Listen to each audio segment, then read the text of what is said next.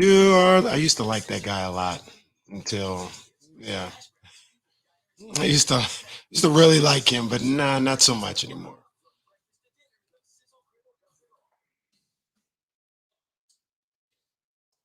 Ah, ah, that'll put butts in the seats.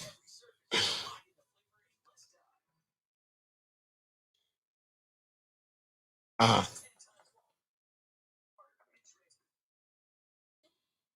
Wow. That was just a bad hire all the way around.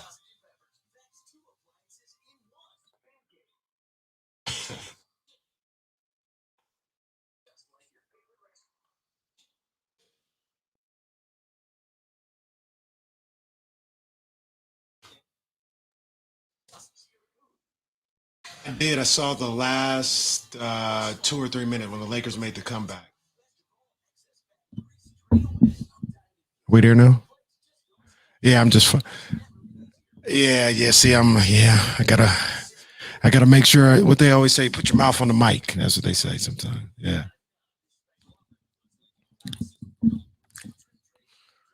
Yeah, and I'm trying this whole thing where I got it coming up as opposed to at me this way because Jazz said you can never see my face. So.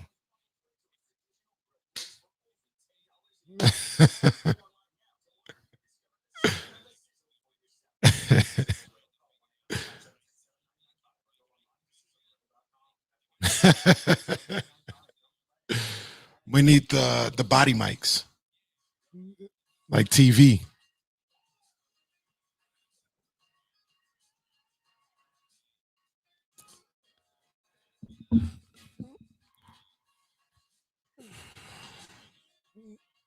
Right.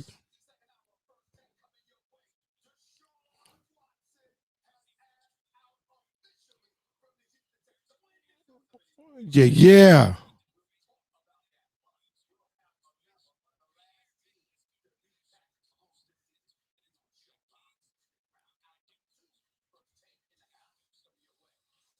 Yeah, yeah. Do some more Thursdays.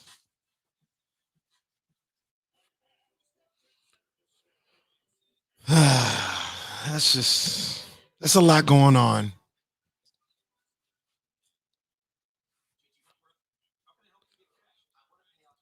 My main man, Kyle, what's good, man? What's up, baby?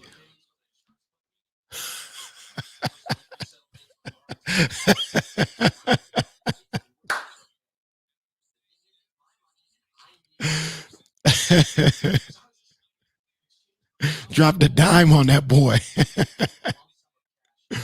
Muted. I'm glad y'all said that. I was muted that whole time. They letting me know right now. Yeah, I didn't have the comments on. All right, we in here. We all better. Yeah, yeah.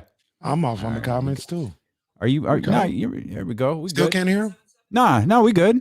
Are you good? Okay. Yeah, no, we better be good because if Now we're not, good. Now we're good. we've got a whole other host of problems if we're not good. Oh, that's Jazz. Yeah, yeah. You know, she's the Al Heyman everything. You know, That's just all kind right. of being around. That's why we start everything early to work out all of these kinks. And just friendly reminder, you're not going to be able to hear Coz at 12:30, so switch over to the radio.com app. And We working on it. We working on it. we're literally doing this by ourselves, man. So just bear with us. We're in multiple locations trying to figure this all out. But we'll you can there. go back after the show and listen to Coz on the radio.com app. All right, man. Show starting. Let's go, baby.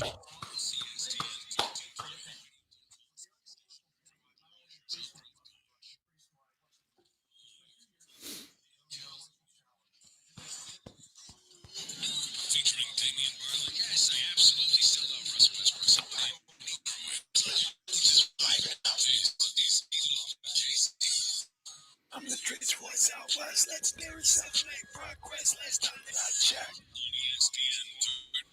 And we in here, baby, and we happy that you here with us on this Thursday edition of D-Lo and KC. I'm Damian Barling. He is Kenny Caraway. Yes, sir. We are live as always on 1320 on the radio.com app. We are live on Periscope, YouTube, and Twitch. Search ESPN 1320 and join us. We'd love for you to be a part of the show, and we've got a busy show today. Jim Kozimor coming up at the bottom of this hour. A late bullpen call there for Jim Kozimor. They had a lot of those. Yeah, he got in on the play-by-play call yesterday. So we'll talk to Jim Kozimor at 12:30. Deuce and Mo will be with us, both on the radio and on the video stream, coming up at 1:30. We hope that you'll stick around. We hope that you'll check out the video stream, and we'll hope that you'll talk Kings with us. 916-349-1320. The Sacramento Kings. Real quick, just a quick question, because we were talking about Coz, and I know that you would know. How long has Coz been around here in Sacramento? Forever. I believe. I'm trying to think of like the years. He was in the Mitch Richmond years, right? Ooh, yeah. I mean, he's been here forever. I mean, as far as like he did the show at the other station. He kind of had different time slots there. He did House Party Live.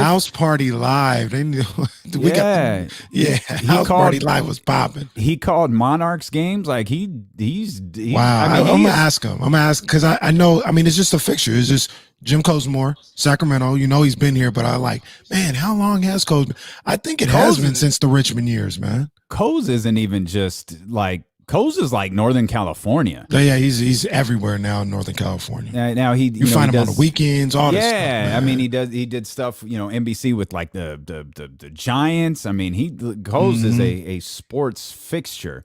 Absolutely. In Northern California, and a good guy, someone I've always appreciated and been able to call him a friend.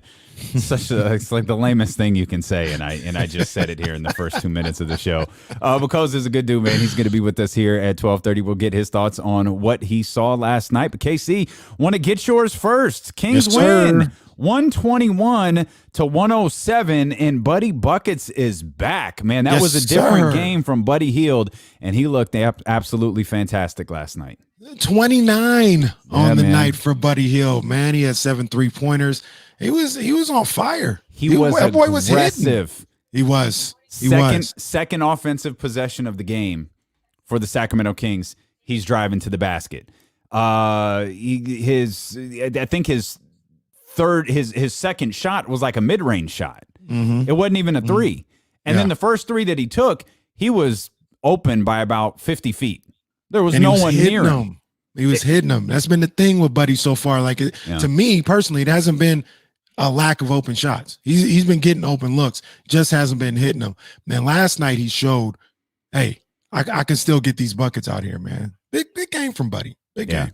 Yeah, no, he was impressive last night. And again, I think it started with, his aggressiveness. He, getting to the basket. He didn't even make that first shot where he got to the basket. It kind of rolled off the rim, bounced around a little bit. I think it landed in Bagley's hands. Bagley went up, and I think he got an and one in that situation. Or maybe it wasn't an and one. Yeah, he got fouled. Yeah, he got the free throws out of that. And Bagley's play is going to be another big talking point here today. But I think, Buddy being aggressive, going to the basket, I think Buddy, Orlando was playing the three for him. So when he pump faked, especially on that second attempt, and just took one step in, boom, he hit that three. His next possession, same thing. Pump fake, stepped in, mid-range shot, and all of a sudden, Buddy was on his way to a massive game. Well, Damien, everybody against Buddy Hield is going to play the three. They know that's the shot that he wants, so they're going to overplay the three. The percentages say, go play the three. Right.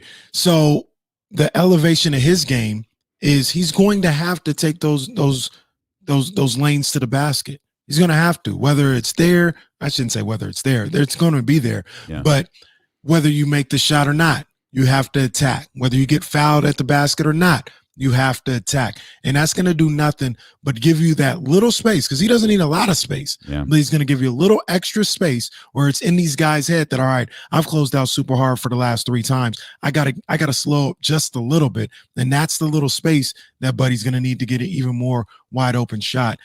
And he got that last night, and he took advantage of it and knocked down 7 3-pointers on the night. 1 turnover. No, that's good. And I'm not 100% positive. But I'm almost positive. It came at like the end of the fourth quarter. He caught the ball in the corner. He started to penetrate. Yeah. And I think he was trying to throw the ball to Barnes, and he just I don't know what he saw he there. He should have shot the shot. He should. And he the should shot have. clock was winding down. Yeah. I'm almost positive that was the one turnover he had in the game. That was it. Yeah, man.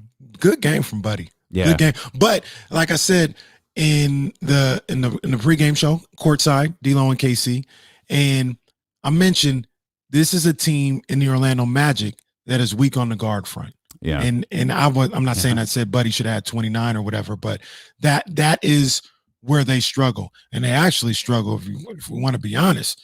Aaron Gordon, I was highly disappointed in what I saw in Aaron Gordon. He looked like he didn't want to be out there. I don't know if it's just his game, if he's been beaten down by what's going on in Orlando. I mean, they've made the playoffs 2 years in a row, so I don't know what there is to be beaten down about.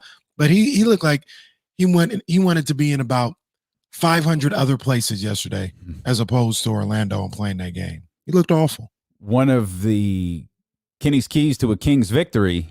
Welcome to the NBA, Cole Anthony. I think he got that courtesy of De'Aaron Fox last night. He got it. Now, if you guys saw the post-game vibes, that we have here on the Twitch channel on the 1320, I gave it to De'Aaron. I gave it to him because he didn't do exactly what I was expecting him to do. He didn't shoot the ball particularly well. I think it was 4-17 from the field or something like that. 16 points, 10 assists. I was looking, when I said welcome to the NBA, Cole Anthony, I was looking for about 25. Oh, you wanted him to light him up on the offensive end. I thought you were more talking about shutting him down on the defensive end. And that's kind of why I gave it to him, because he did perform that. Cole Anthony, 7 points, just was ineffective. Yeah, I think, let me look. I think it was 2 of 9. Yeah, 2 of 9 from the field. I mean, De'Aaron gets credit for that, but I wanted more. I wanted that, and I wanted 25 and 10. And De'Aaron could have had 25 and 10. I think, man, De'Aaron hard on the rookie. Welcome to the NBA. Okay. Welcome to the NBA. Dame did it to De'Aaron. You know what I'm saying? Dame said, welcome to the NBA. Yeah. De'Aaron's in a position where he needs to be doing that. And he played good. I thought he didn't shoot the ball particularly well. But I feel like for whatever reason, he wasn't getting some of the calls out there. I mean, he put some respect on De'Aaron's name. I mean, he was getting slapped around. He had this welt on his bicep from getting scratched. And he couldn't get to the line. Nah, he really couldn't. I think this is ruthless aggression. I think this is a theme for the game yesterday. Like, they were aggressive in penetrating the basket. They were aggressive in getting to the basket. Marvin Bagley was aggressive. I mean, Bagley and Richaun Holmes, man, are you kidding me? Like, they were super aggressive on the offensive boards. Orlando isn't great, but they're not trash.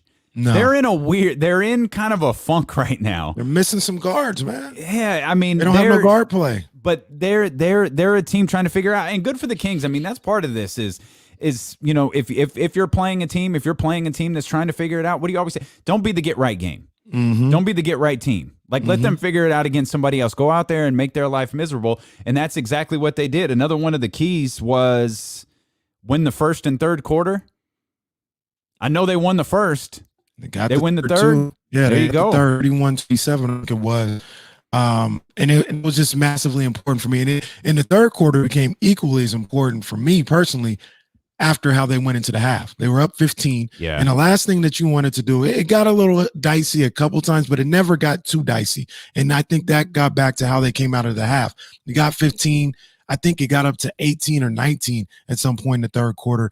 And they needed to continue to step on the gas in that third quarter, and they did that. So it became double fold as the game went along, where coming off that long layoff, you wanted to have a good first and third quarter. But then when you were up and playing as well as you were in that second quarter, you had to come out in the third quarter, win that quarter, and continue to elevate that lead. If my math is correct, I'm not a math major, but they went from 15 to 19 by winning the third quarter by 4.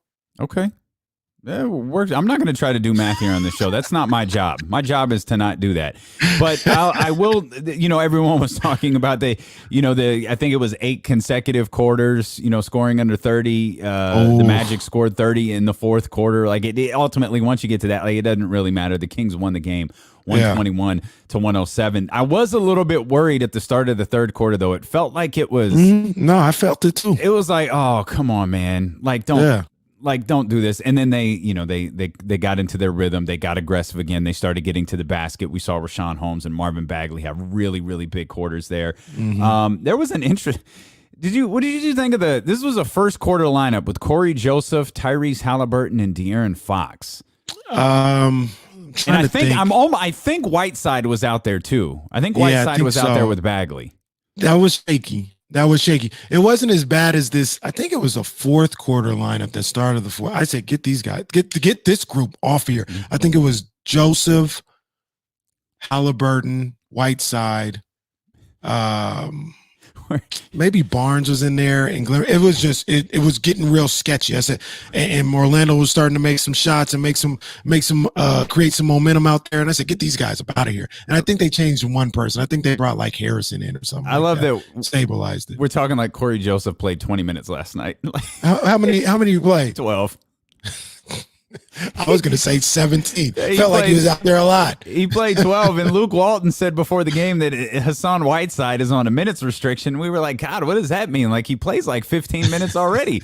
That's what he played last night. He played 15 minutes. He pretty much played his average yesterday. And this dude, Whiteside, it was good to have him back out there.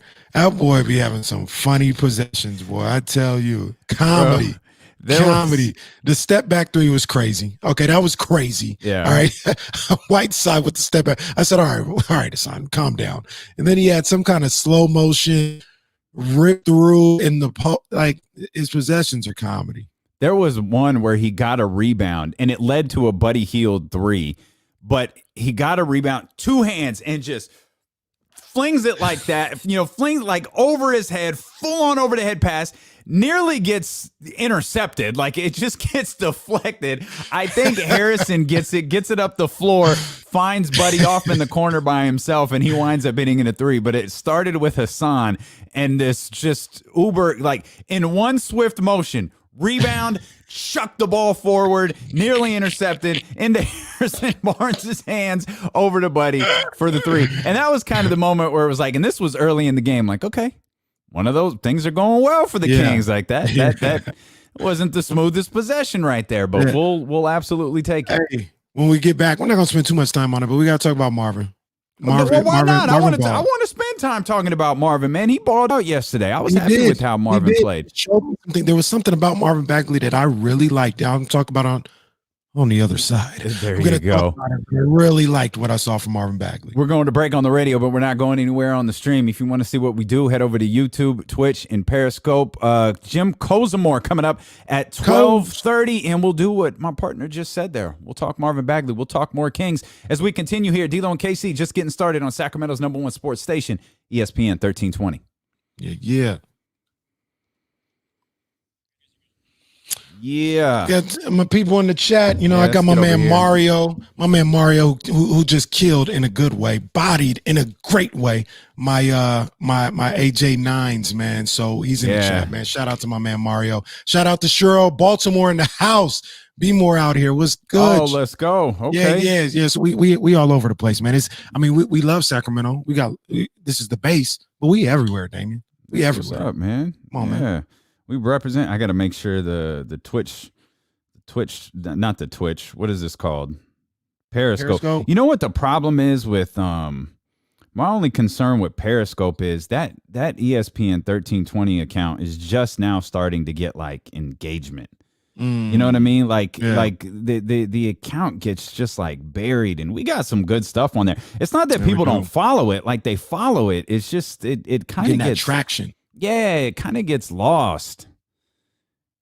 Well, people still use Periscope. Like, I mean, what it is it's Twitter. Like that's what it is. Like it's we call it Periscope. Like it's Twitter, man. Twitter. I love Twitter. I do.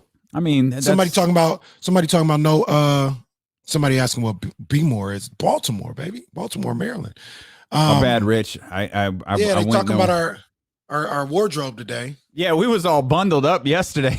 Now we just hear Cozy fam. You rocking the dope ones, vote like your life depends on it shirt. And yeah, man, we here. Let's see what's Ramsey got here. Kings won the first 3 quarters, but I felt they should have got Orlando out earlier. Oh, quick! God bless it, Ramsey. Okay, we got now Ramsey, one, man. Will you be happy? Ramsey, I agree with Damian, but I also understand what Ramsey's saying, because I said in one of the keys they should have held him under 100. They should have held him under 100. They got a little sloppy in that fourth quarter. Okay, I mean, it's okay though. Okay. It's okay. It's fine. It's fine. It's fine. What else we got? Hey, why don't what you up, shut Rich? up, Eric? You know what it is, man. How about that? How about I edit you out, Eric? Yeah, I know, Eric. I know, bro. I thought about you. I thought about you, Damian, earlier, because I was listening to a podcast and they were talking about, I forgot what he said. It was one of the writers, and he said something about Westbrook being the least efficient player in all of basketball today, like the worst player, pound for pound. And I was like, you guys need to stop. Like, these guys. I mean, it's those. I mean, if you really like hit the analytics and the numbers, they're probably not wrong. Come on, man. Like, it's probably not wrong, man. I mean, that's my guy, but damn, like, that's tough. Jazz said I got the Ray J hat beanie thing going on. You see that episode of Love and Hip Hop when Ray J, every time they went to him, the beanie. The beanie would change. No, Love and Hip Hop is some. I've never seen Love and Hip Hop. Come on, man. Come on. No. Come on. Well, whose voice is that? Just could you tell me whose voice is that? I don't know. It's Kitty Caraway. Oh, okay. All right. Kitty Caraway, East Coast guy, I guess. I don't know. All right. Yeah. All right. But anyway, like, so they would go to Ray J, and it started off here, and they talked to the other person, and when they came back to Ray J, it was like here. Oh, okay. And then they talked to the other person. When it came back to Ray J, it was like here, and then it was here. That feels like a skit. So it went to the fact that they record these things, right? That they these little interactions they have. Obviously, they're not reality TV, and it's a classic. It's a classic. It's great.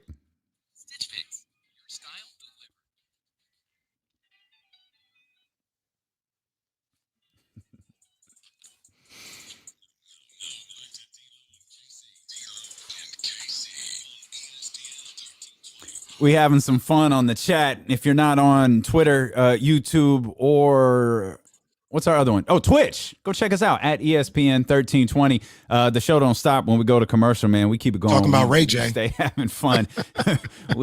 And that's when we're able to get to the comments too. So everybody who jumps in and takes part in the conversation there, that's when we're really able to dive into them, especially all of the Russell Westbrook slander that was going on for the last handful of minutes. Tragic. Look, hey, it's like the line says, I still love Russell Westbrook. So what? Like, I know. Like, you don't have to come at me like I don't know. I know. Doesn't change anything. I know. So Drop what? it. Yeah, so what? Exactly. But we probably should update that intro here sometime pretty soon. Jim Kozimor set to join us here in about 12 minutes. Kings win last night, 121-107. We'll talk a lot of Kings today. We'll have our NBA power rankings. We got a little derailed.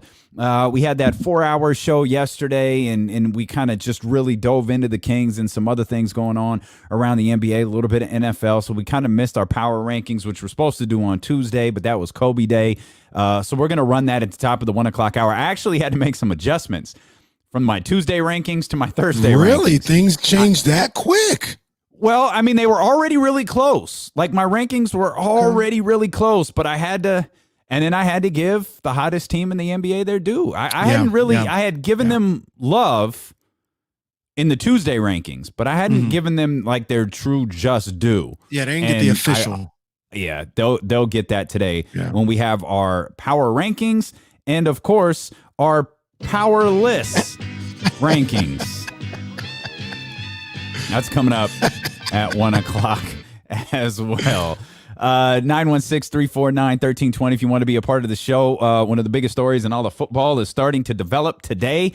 That is the Deshaun Watson trade request has been made public. We'll give you what we know about that story and, of course, our thoughts on it. Deuce and Mo coming up at 1:30 as well. You said you wanted to talk about Marvin Bagley. We spent a lot of time at the beginning of this show talking and praising, and rightfully so, Buddy Hield's play yesterday and kind of the team overall. But one thing we did want to spend some time on was Marvin Bagley. Marvin Bagley. Big game from him last night. If off the top of my head, I think it was 16 and 12. Yeah, 16 and 12 in 22 minutes.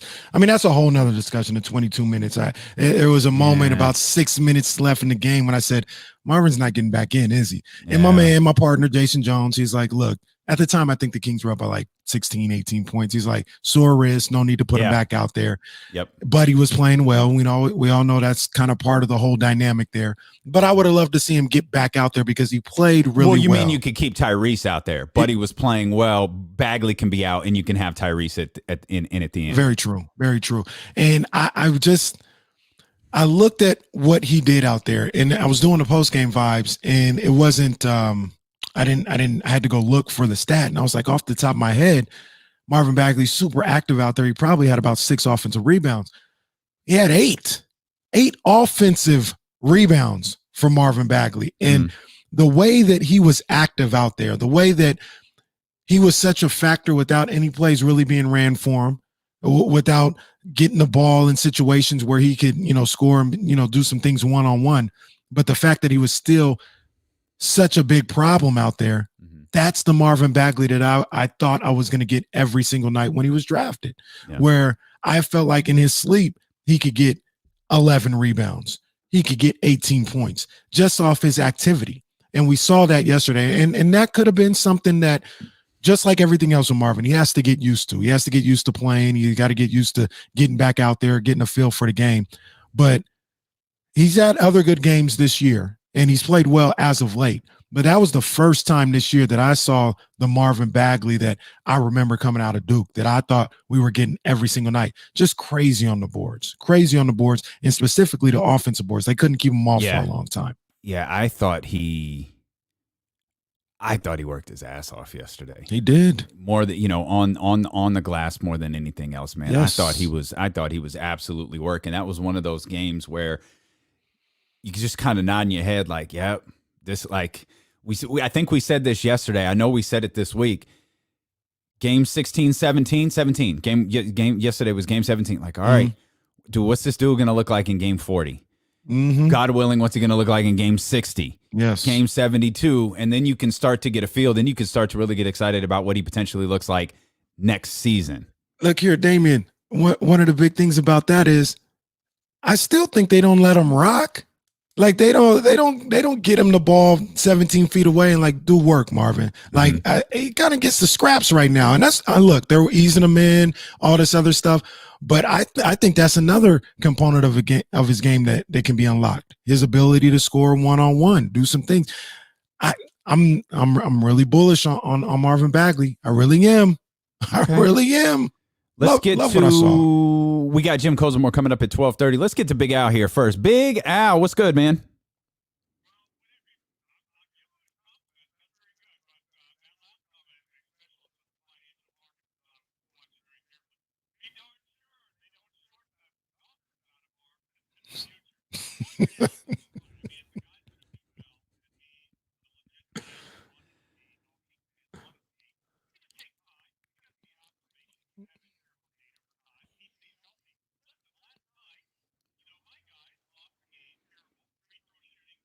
Oh.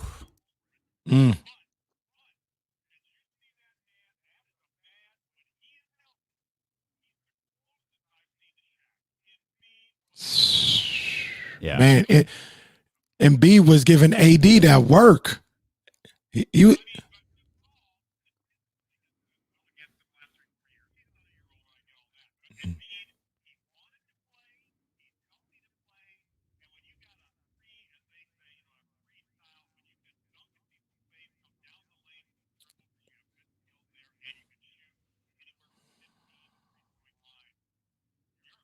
Yes.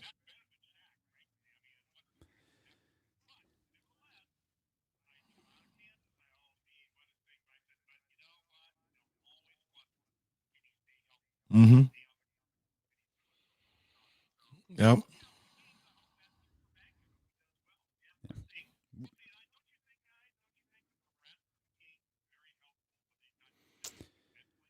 Yeah, I mean, Yeah. thanks, Big Al, and man, Embiid, dude. Like you said it yesterday, he's in the MVP conversation. Like he's really, really good. And yeah, I mean, it's hard to. You can say, like, we talked about this yesterday. Like you're gonna have two opinions on rest depending on how the game goes. If they come out rusty, boy, those days off, it just ruined everything. And but in this case, it was like, no, they were fresh, they were rejuvenated, and I guess in the case of Orlando, they kept playing. You know what I mean? It's not like it was a break. It's not like it was a built-in break in the schedule. It was a accidental break in the schedule. So, it wasn't something that was seen around the league. It was something that they experienced. And it was just one of those weird scheduling quirks. They happened to play the Grizzlies twice in a row, which caused them to lose those two games. And in most cases, like, you're not going to see that a ton. I know we've seen it a couple of times this year based on kind of the weirdness of the schedule so far. But let's get we got Manny. I want to get Manny in here before we go to Jim Kozimor. Manny, what's good, man?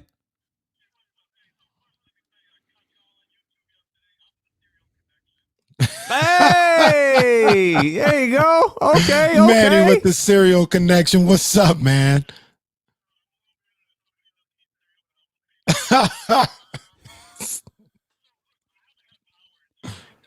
Oh.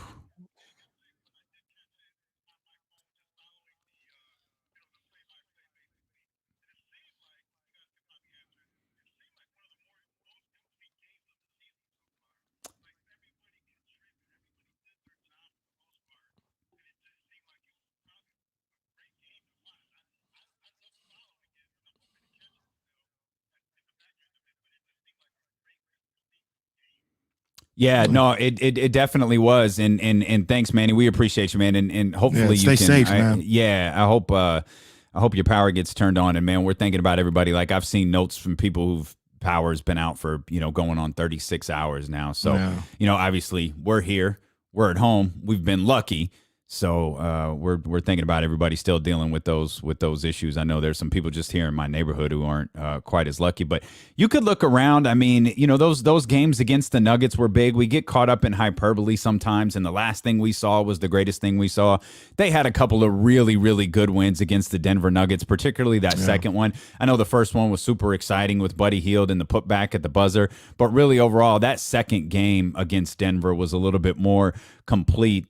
Chicago and Indiana, those weren't necessarily complete wins as they still gave up like 1 million points, but they did play well in those. This was probably one of their better defensive efforts, though it should be pointed out, Orlando's not exactly an offensive juggernaut, so we thought that this game could go multiple ways. And, you hit the nail on the head yesterday, partner, when you were pointing out the guard play of Orlando. Like, there's no reason that this shouldn't even be a conversation, as we've been frustrated in the past this season with, duos like C.J. McCollum and Dame Lillard, or at the time, Victor Oladipo and Malcolm Brogdon, and then the Levine and Kobe White and all of that. That's not what Orlando has. So they shouldn't even be in those conversations of duos that have beaten up the Kings this year. And they weren't. No. And I like Cole Anthony. I talked about welcome to the NBA. I like Cole Anthony, but he's not there yet. The Kings played a really good game yesterday. The thing that bothered me the most, and it probably bothered you the same way, is not finishing off the defensive possession with the rebounds. Orlando had 17 offensive rebounds yesterday. That's entirely too much. That is offensive rebounds. That's entirely too much. Now, on the flip side, like I said, there's probably somebody at 6:20 a.m. The Fan in Orlando on B-Low and Bay C talking about it's ridiculous that the Kings got 17 offensive rebounds against the Magic last night. So it kind of went both ways, but I felt like the Kings were right there with almost a complete game, and they would have held them under 100 if it wasn't for those offensive rebounds. Yeah.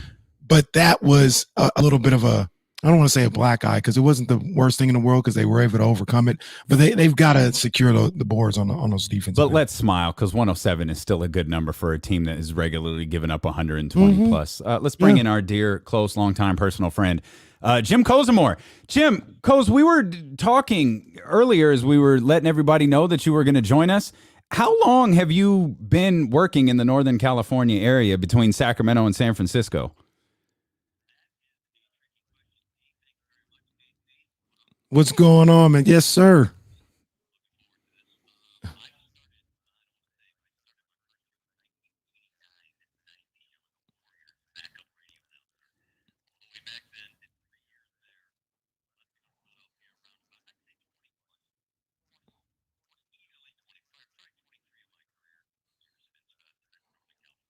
I said I asked the question. Were you here in the Mitch years, Mitch Richmond years?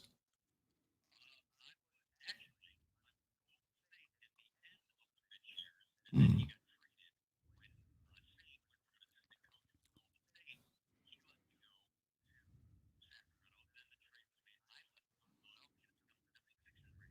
Mm.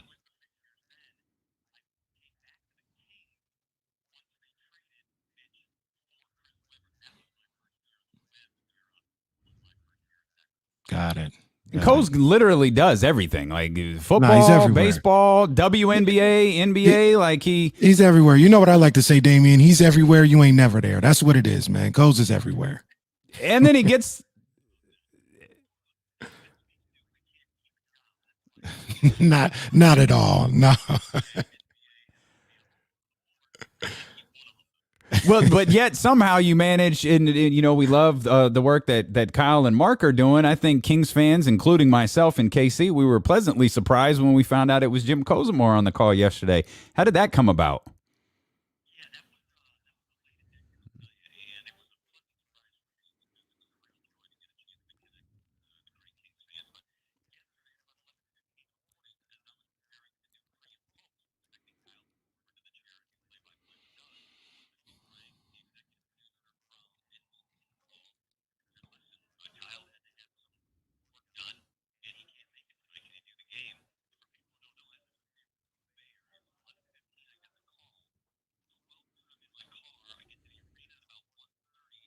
Hmm.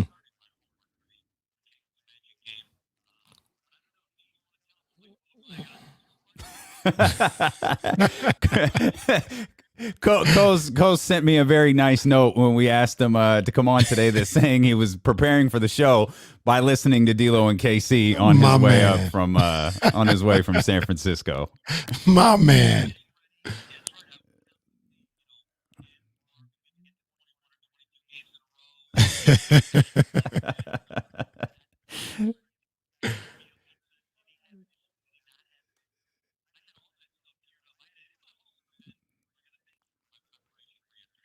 Well, look, I'm, you did a great job, and you remembered not to put the wrestling in there that you heard from D'Lo and Casey. You didn't put that into the. You were able to separate that, so that's Coase good. is a big wrestling fan. Don't get it twisted. Oh, don't get us started, Coase. Don't get us started, baby. Royal Rumble on Sunday.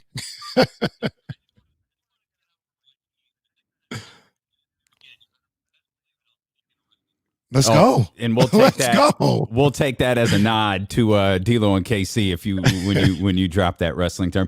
You said you were prepared for Bagley and Bielitsa, but were you prepared for the game that Buddy Hield had? That's something we haven't seen yet this year.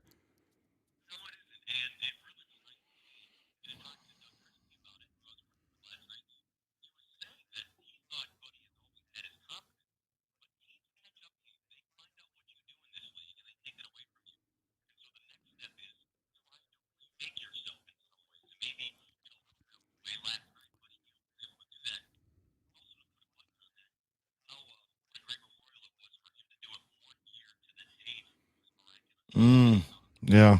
Yeah.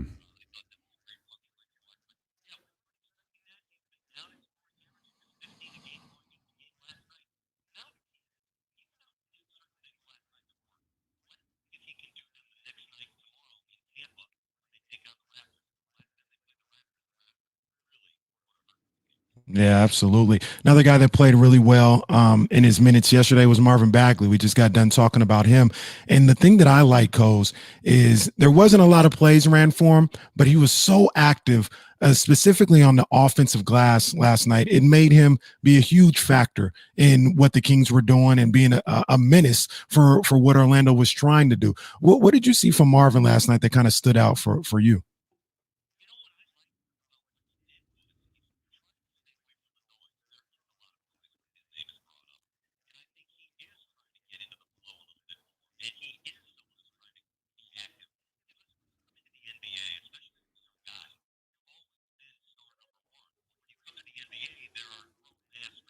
Hmm.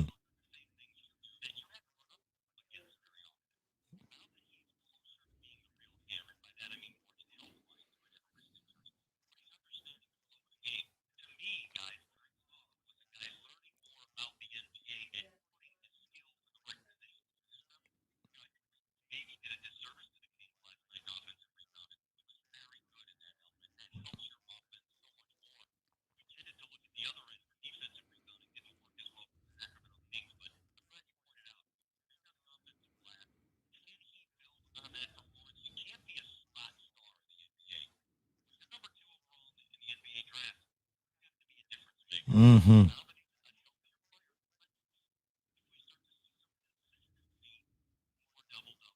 Yeah. Yeah.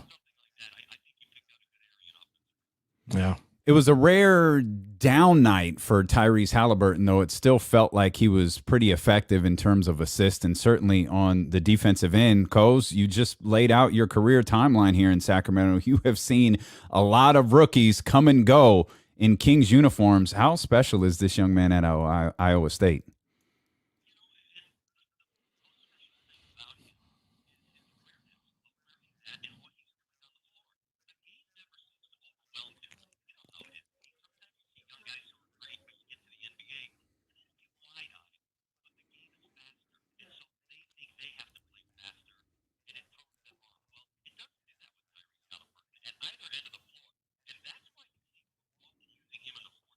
Mm-hmm.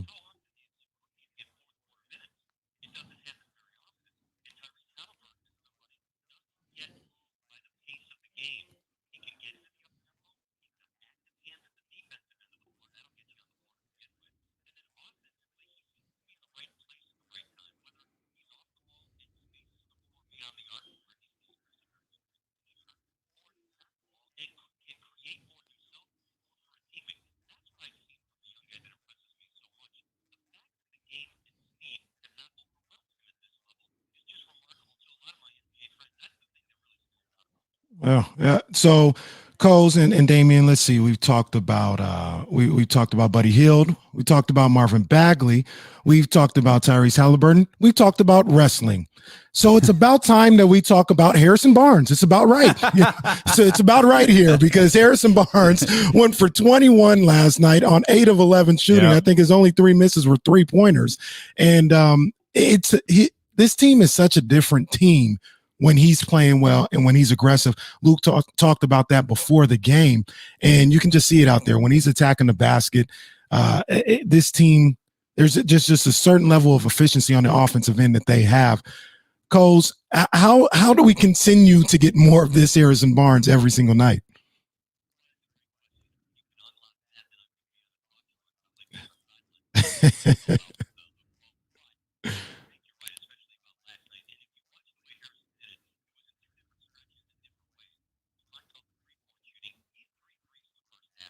Mm-hmm.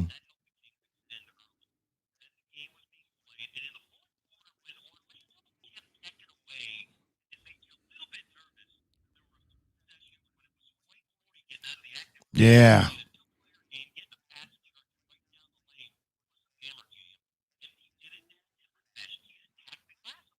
Mm-hmm.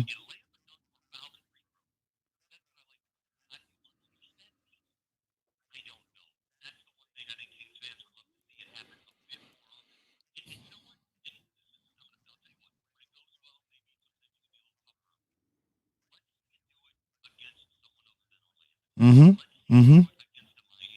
Yeah.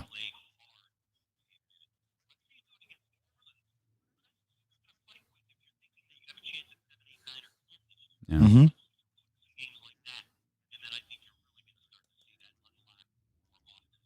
Absolutely.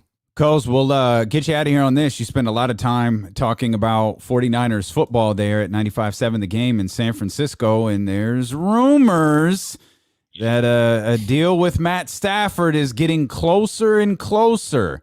What do you think about Matt Stafford under center for the San Francisco 49ers next season?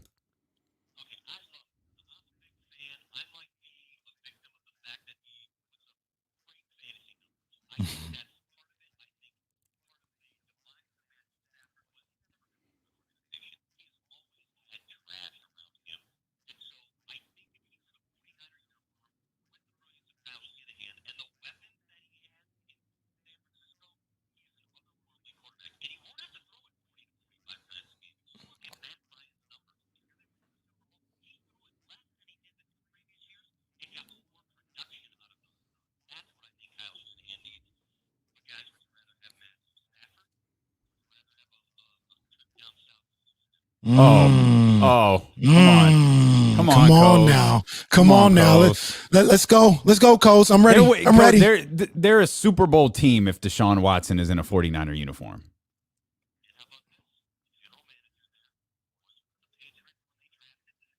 Yeah.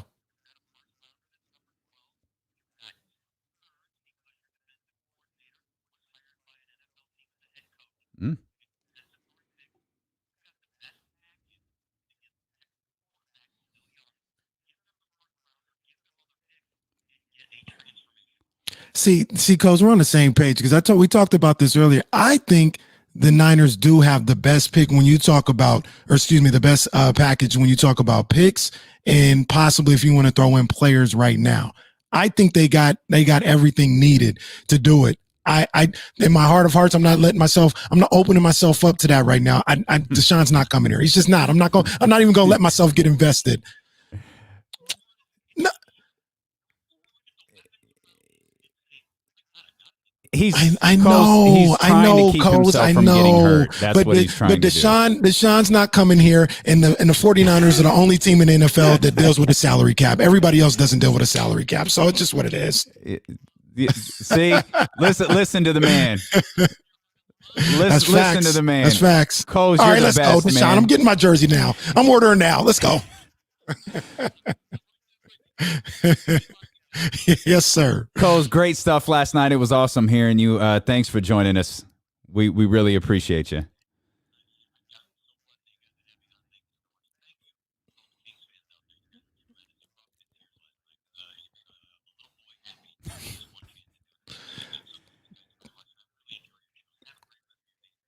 Coz, come back on, man. We got to do this again, baby. Jim Kozimor. He does everything. Like, there's no point in qualifying it. Like, he does absolutely everything. And we'll step out. We'll come back. We're going to talk more about the Deshaun Watson situation as it took a turn, sort of, this morning. We'll give you an update on the Matt Stafford situation because I think we've hit the point now where this is a situation. We've also got our power rankings and our powerless rankings. That's all coming up as D'Lo and Casey continue here on YouTube, Twitter, Twitch, and of course on ESPN 1320.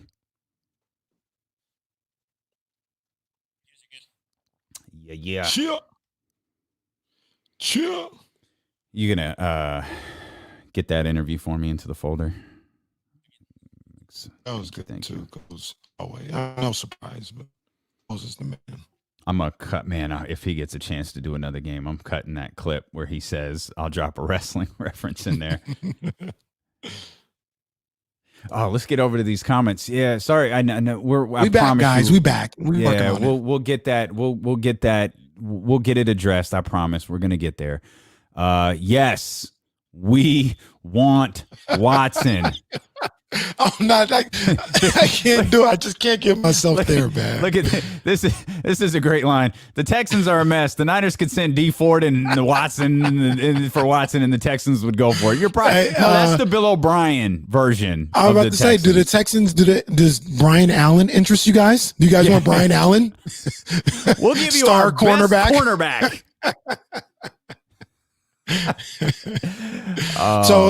So he's asking, what do the Niners have to land Watson? This is what they have.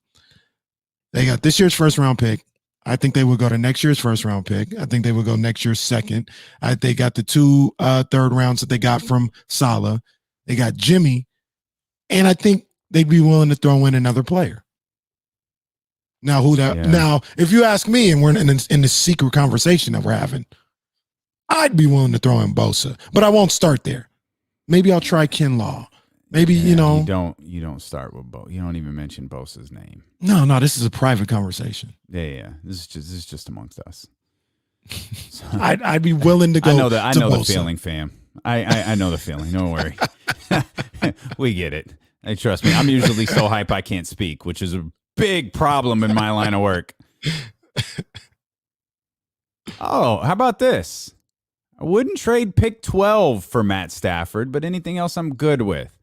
You people are starting to sell me. And when I mean you people, I'm talking about Danny. You guys are starting to sell me on Matthew Stafford. Yeah. Wow. I think you did. Correct me if I'm wrong. You got tagged in a highlight video earlier today.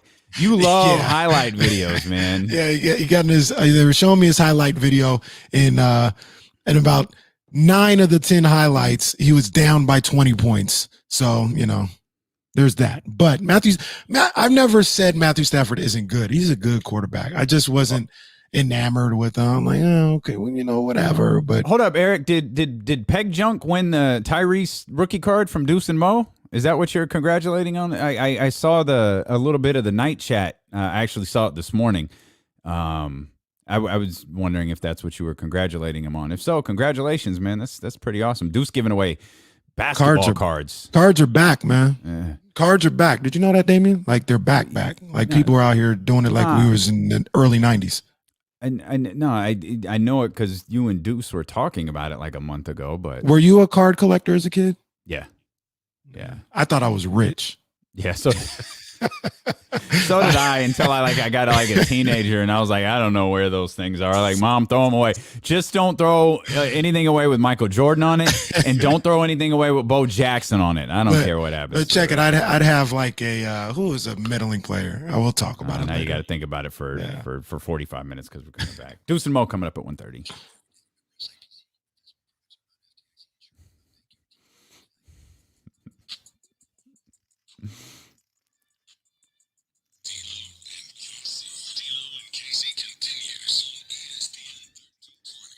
Show don't stop on the live stream. Make sure you're following us on Twitch, Twitter, and YouTube. Follow us on Facebook as well. Just search ESPN 1320. We have all sorts of exclusive content for you, including the post-game vibes video feed. Come right after the game. Kenny Caraway goes live on all of those platforms. Also worth pointing out, we've started podcasting that show. So if you're on Apple Podcasts, Spotify, Google Play, whatever it is, not only can you get D-Lo and KC, not only can you get courtside, but you can also get post-game vibes. Just search D-Lo and KC on your favorite social media platform. Search D-Lo and KC on your favorite podcast platform. Subscribe, rate, and review, and we've got you covered.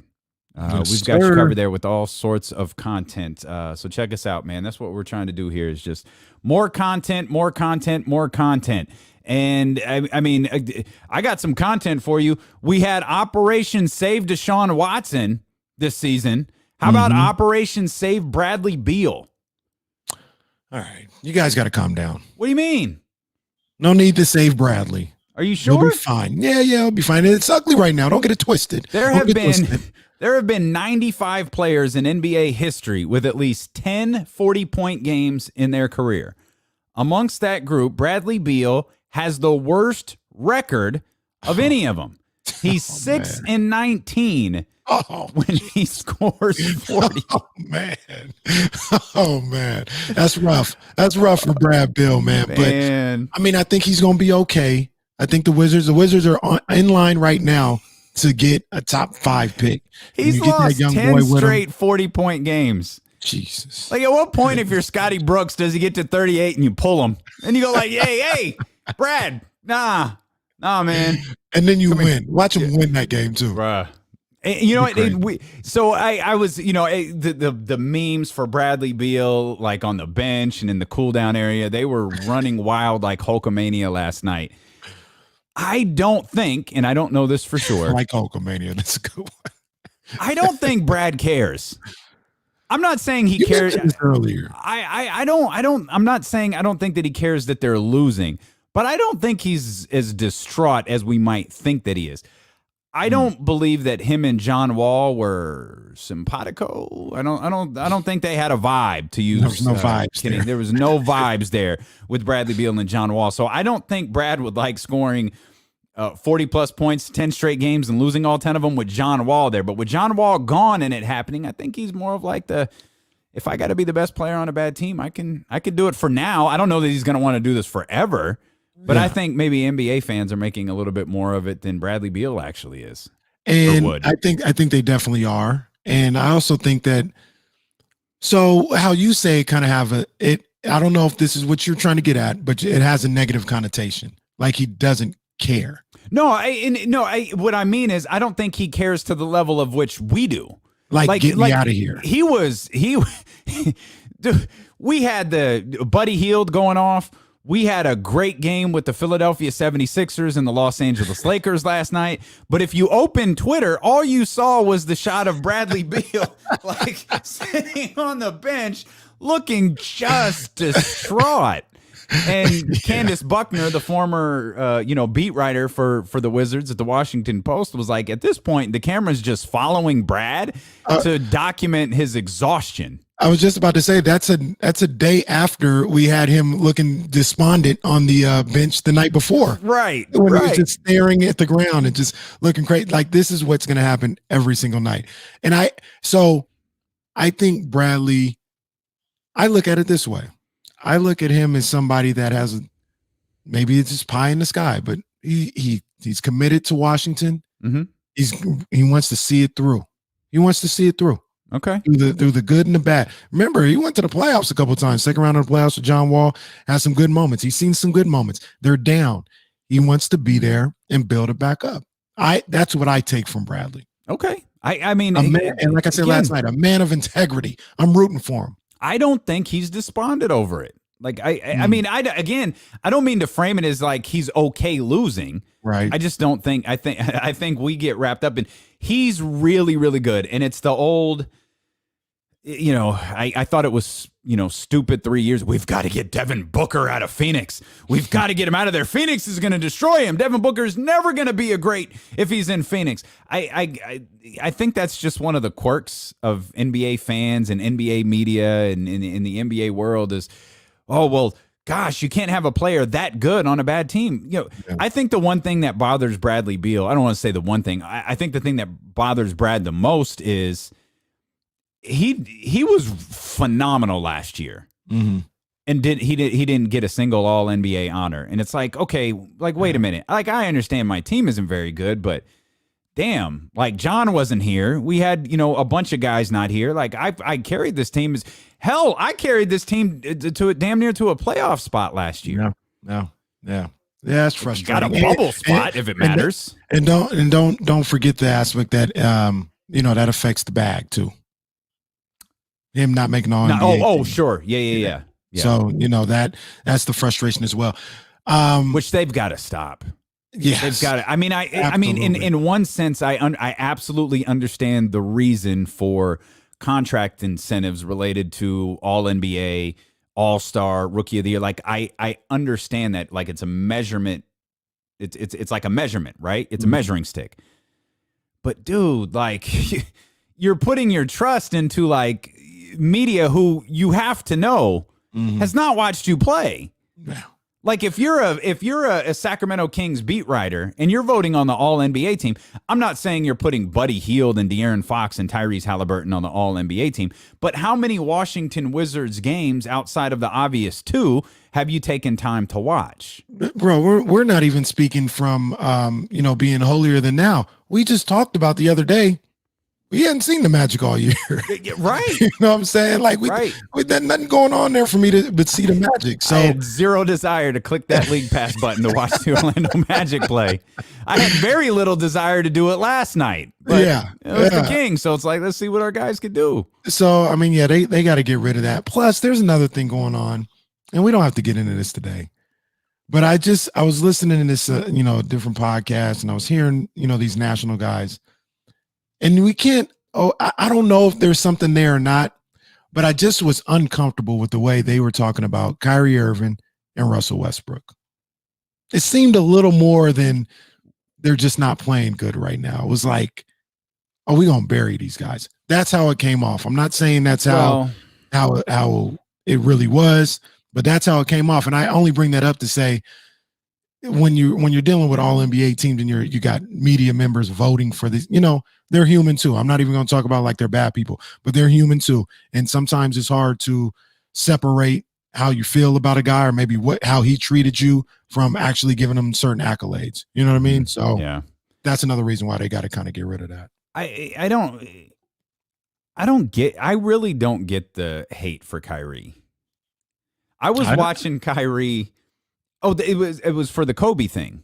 He was talking to Rachel Nichols, and he talks. We joked about the the Zoom press conference where he's like he talks on those Zoom conferences regularly, and he's talking about Kobe, and he's talking about Kobe with excitement, and he's talking about Kobe with love, but he's doing it like you used to do, like when you were on the phone in high school, like you'd have your hand and like you were totally relaxed, and he's doing all of this stuff, and it's like that's Kyrie. Like we try to make these guys, and I think it's similar to Russell Westbrook in that we try to make these guys have like certain personalities. Mm-hmm. And Kyrie, as we're all aware of, has a unique personality. Russell Westbrook, as we're all aware, not a big fan of the media, has a unique personality. Mm-hmm. Yeah. I just listen. And like I said, I could be totally off. I mean, these guys that were speaking, I don't remember. Everybody knows them, but I can't remember exactly who it was. Their reputation precedes them in this league. It's not like they're bad guys or they've ever had altercations. So I don't want to put them in that light. But I was just listening like, man, y'all really talking about Kyrie like he's a scrub? Because the conversation there was, it's got to be Durant and Harden, and basically like, Kyrie, you find a way to get the scraps. And like, I kind of understand, but y'all really talking about Kyrie Irving like he's like this bum, and he's not. And then it got to Westbrook, and that's when I told you they were talking about Westbrook is like pound for pound, maybe the worst player in the league right now, and it's awful. And it's like, come on, man. Like he's not maybe what he's getting paid, to be, or what he was, or something like that. And there's different quirks to Russell's game that aren't conducive to winning sometimes. Yeah. But come on, I just seemed like they were reveling in it a little too much, man. Yeah, I believe it. You're listening to D'Lo and KC on KIFM West Sacramento, KRXQ HD2 Sacramento, radio.com sports station, and driven by Lasher's Elk Grove Dodge. I'm Damian Barling. He's Kenny Caraway. Deuce and Mo coming up here at 1:30. We're live on the radio.com app. We're live on Twitch. We're live on Twitter. We're live on YouTube. Just search ESPN 1320 and hang out with us. The Sacramento Kings get a win last night against the Orlando Magic, and they're right back at it tomorrow against the Toronto Raptors of Tampa Bay. We've got to talk about one of the biggest stories, what will ultimately be the biggest story of the offseason in the NFL. But first, hey, yeah. I just come from the Poets Pub. We've got our weekly power rankings. I gotta make it. Hey. This is edition number 2 here of our power rankings. You want to lead us off here? I told you I had to make some changes. We were originally going to do this Tuesday, but we just got caught up talking about Kobe, and kind of the whole show got shelved, including the power rankings, because quite honestly, they're not important. They're just meant for fun. If you're on any of these live streams and you want to throw your power rankings into the chat, go ahead and do that. You want to lead us off? Yeah, sure. No problem. I'm going to start with the top 5. All right, we're going to stop with the top. And I'm going to go, even though we had a great game last night and they were beaten, I'm still going to go with the Lakers as the number 1 team. I'm still going to go with the Clippers as the number 2 team. They had won 7 games in a row. They lost on Tuesday or Monday. Mm-hmm. No, I don't know. It doesn't matter. Mm-hmm. But Kawhi and Paul George aren't on the road trip. That's one of the reasons why they lost. So I'm going to still have them at number 2. I got the Brooklyn Nets at number 3. All right. It was tough between them and Philly, but I went with Brooklyn because I think when they start to figure things out, it's going to be popping off at the Barclays Center with Kyrie, James Harden, and Kevin Durant. Kevin Durant, who I think might be the favorite for MVP. So there's them. But you got the number 4 team, the 76ers, who has an MVP candidate in their own right. And Joel Embiid, he showed out last night on national TV against my number 1 team, the Lakers. So I got the Clippers at 4. And number 5, maybe even this is disrespectful, but, I had to get them in there. Maybe they should be higher than 5. But dude, the hottest team in basketball. You should be ashamed of yourself. The Utah Jazz, number 5. You should be ashamed of yourself. Well, that's where they deserve to be. That is terribly disrespectful. No, that's not. Terribly. No, and you should be ashamed of that whole damn list. No, it's not. That is an awful power rankings list. It is the right list. It is awful. Number 5, and I feel terrible about this because this was one of the adjustments that I had to make from Tuesday to Thursday. They were a little bit higher on Tuesday. I had to drop them down to be fair because stick with the courage of your convictions, Damien. These are power rankings. They change. That's the point of doing them every week. The Celtics are at number 5. I don't like it. Did Jesse give you this? I had them at number 3. Jesse gave you the first list. Got it. The Celtics at number 3. Stop it. The Celtics are at number 5. The Lakers are at number 4 because the Lakers lost last night. The Lakers lost last night. Am I wrong? Did the Lakers win? Am I wrong? Help a brother out. They're supposed to go 68-4. What are we expecting here? If they did, they would be at the top. I mean, that's what we expect. That's what they need to be the number 1 team. If they did, they would be at the top. If they were 16-4, they would be number 1. The Clippers at number 3, the 76ers at number 2. And are you kidding me? Okay, good. They've won 10. Don't go there. They've won 10 straight games. They're 14-4 for the love of everything. Go ahead, leave. I don't care if you leave. Bye, Felicia. Get up, walk off. Doesn't bother me. The Utah Jazz are number 1 in the power rankings right now. Damian, the Utah Jazz are not. No, they're not. They're not the best team in the league. They're not won the number 1 team in the power rankings. No. 10 games in a row. You see this? This is a text. That's a text thread from Marshall Harris who says your power rankings are trash when they get things together. Get out of here. I mean, I don't even know where to begin. You don't have the Nets in there. You somehow at the Celtics at 3. You got the Jazz at 1. You got the Lakers at 4. The Lakers at 4. You know who's at the top of my power list rankings? You are at the top of my power list rankings right now.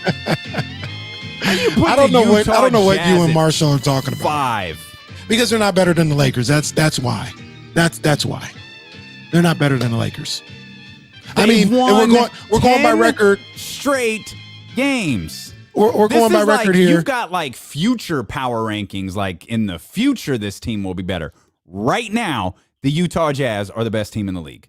Damian, how many times throughout this whole NFL season were the Packers like 7-1? The Steelers were undefeated. And we still said, nope, the Chiefs are better. They're number 1. That was different. That was way different. The Jazz are playing great. They're not better than the Lakers. Not better than the Clippers either. No. 10-5. Let me check the 14-4. They got the best record in the West. 5. Let's see, 14-5, 13-5. Where did you have Philadelphia? I got them at 4. What are you doing? They're not better than Brooklyn. Not better than Brooklyn. Okay. All right. I think they played each other and Brooklyn beat them earlier. And I think that was without Brooklyn Kyrie. was barely 500 like a week ago. They're 12-8 now because they've reeled off 3 wins. Well, Kevin Durant was gone for like a week. Kyrie Irving was gone for like a week. That is not my problem. You should be when ashamed they're of together. When they're together, can't wait. They're the 3rd best team in the league. They're probably the 2nd best team in the league. I can't wait till 2:00 when they tell us D'Lo and Casey is canceled because of Kenny Caraway's trash power rankings. Do you want to go first on your bottom 5? Since I went gave first you my in the top bottom 5. It's not Dylon.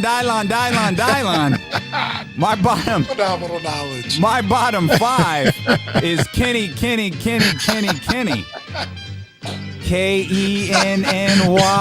Manny, stop. So I want to have a discussion here. Marshall has texted me like 8 times. He is furious with your power rankings. I put his beloved Sixers in there. I don't know what he's upset about.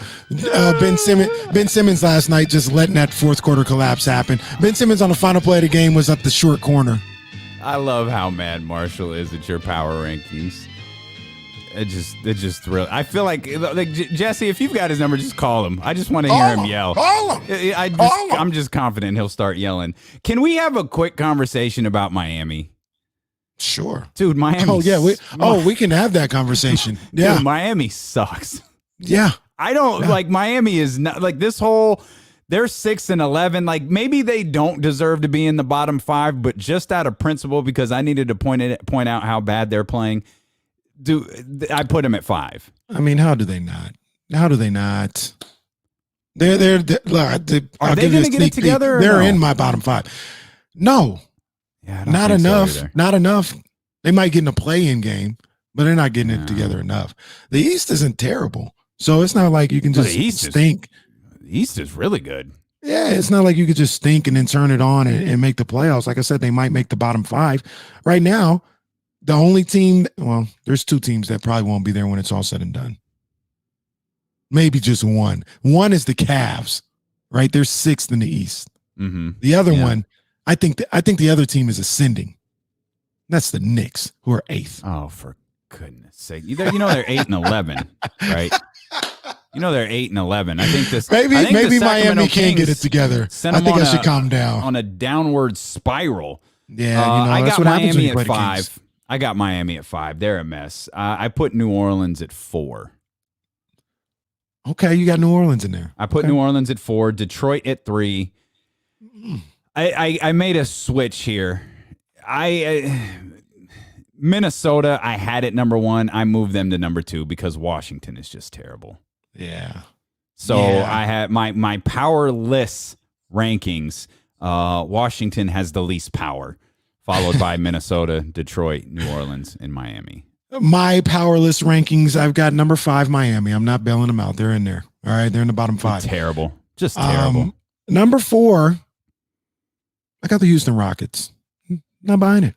Not buying it. They got a nice little win the other night against another bottom 5 team. No, Houston. No good. Okay. We're gonna watch how the rest of this story develops, but go ahead. Yeah. And I got the Timberwolves at 3. I got the Wizards at 2. And I think the Pistons are the worst team in basketball.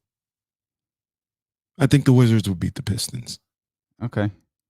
And you went with the 7-9 Houston Rockets. Yeah. Who, by the way, have won 3 games in a row? What are you doing? Wasn't even on my radar. Houston ain't no good, bro. They ain't no good. They beat the Wizards in one of those games. Hey, Siri, schedule a meeting with Kenny so we can go over how these power rankings work and what they're supposed to mean, please. The Rockets ain't no good, fam. Sorry to anybody's phone who just went off. Hold on. Let's take a second. Let's take a second to talk about this. So they've won actually. They've won 3 in a row. Their 3 wins are against the Pistons, the Wizards, and the Timberwolves. Well, it's like a bottom feeder cluster there. It's all right.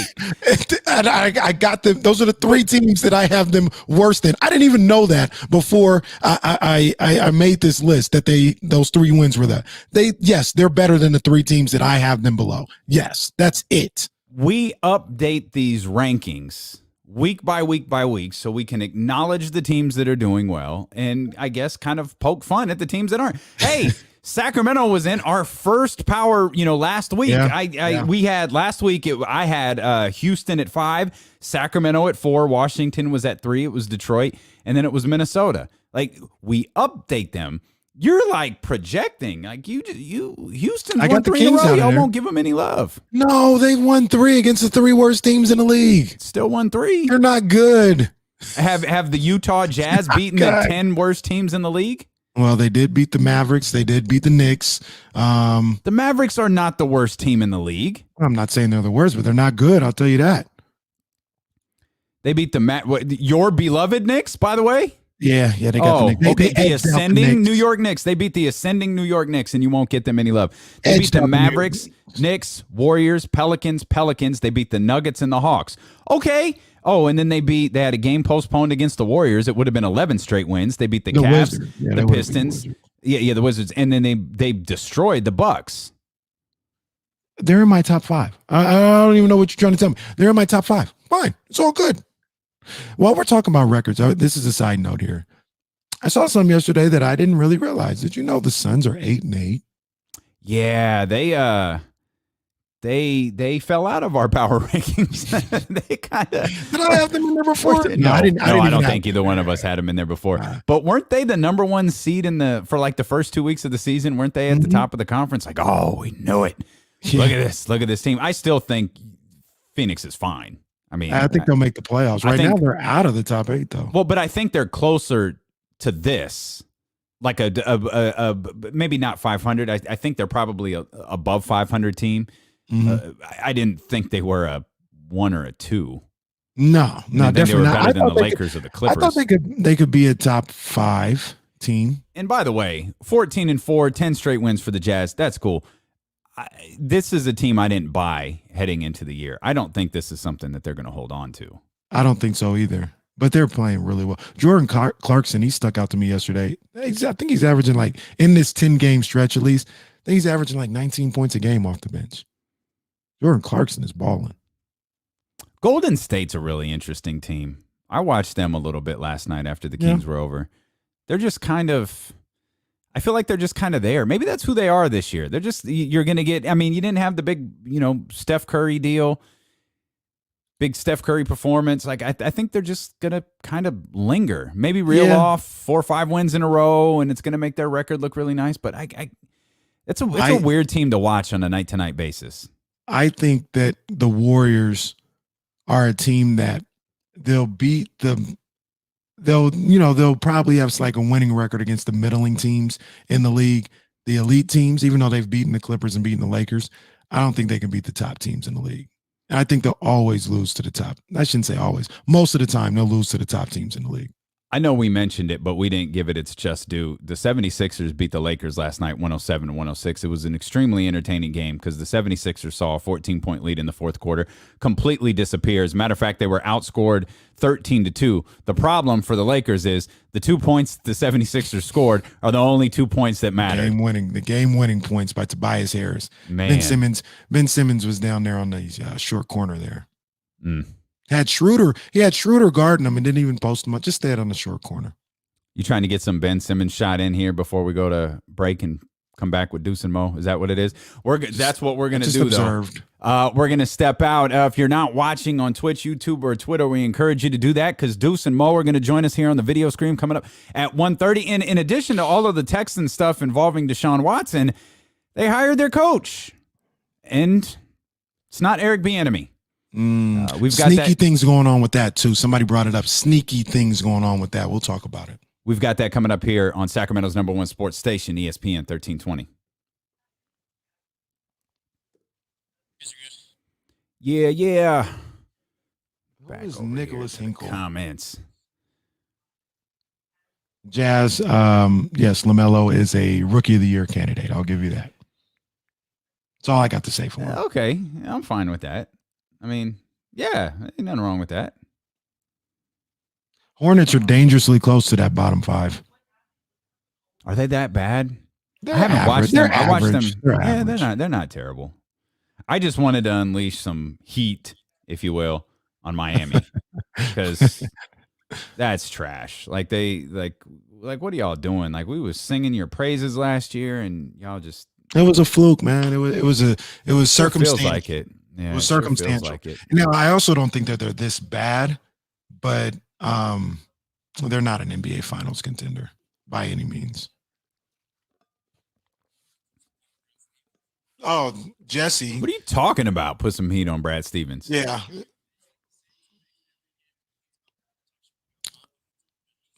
Somebody tell me that why Rob Williams is not getting any love out there. Is it Tice they still play out there?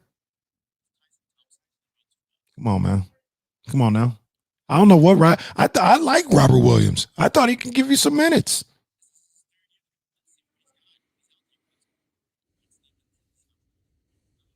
Well, why don't you coach the Celtics then, Jesse? Look, the other thing about Brad Stevens is I can't believe he just didn't have his own offense and just let them jack up threes in that Eastern Conference Finals. That was egregious. Yeah, that didn't go well. Yeah, that was bad. Kenny needs to be drug tested. Drug tested. What? My power rankings are flawless. Stop it. Stop it. I don't think I noticed this. Why is J. Cole Harris? Yes, he does look just like J. Cole. Wow. I did not notice that. Dusty. Wait, yeah, Dusty. What Reed are you talking about, Rich? Who's Viak? You talking about Eric? You talking about Eric Reed, Rich? I don't know what you're talking about. Who's Viak? I don't know who that is. Elaborate. They might be having a conversation that we're just not privy to on the chat. That might be what's happening in Twitch.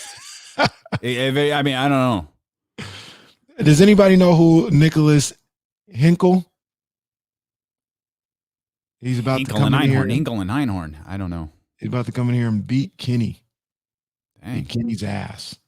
Come on. That's harsh. Maybe he's on the Utah Jazz. Oh, he's a Pistons Twitter guy. Oh, is that the dude with the hair? I don't know. I saw it right here. He's a Pistons Twitter guy. That's the extent of the information I have. He's a Pistons Twitter guy. Yeah, he's the dude. He's this guy that has a beard and he's got a lot of hair. He's actually a good little twit. I don't think I follow him, but I come across his videos. He's solid. This is funny. J. Cole, Tobias Harris, and Quinn Cook walk into a room. Facts. Facts. Brett Veach. Of course he's talking about will you calm down, Rich? See, Rich. See. We haven't talking enough about the Chiefs today, so Rich is getting a little. Guess what? I ain't talking about next week either. I don't care if it's the lead up to the Super Bowl. Yes, you are. You're talking about the Chiefs. I'm gonna do what Gary Radnich used to do on 680. What'd he do? He used to leave when they would do an interview with a gambling guy. Jesus.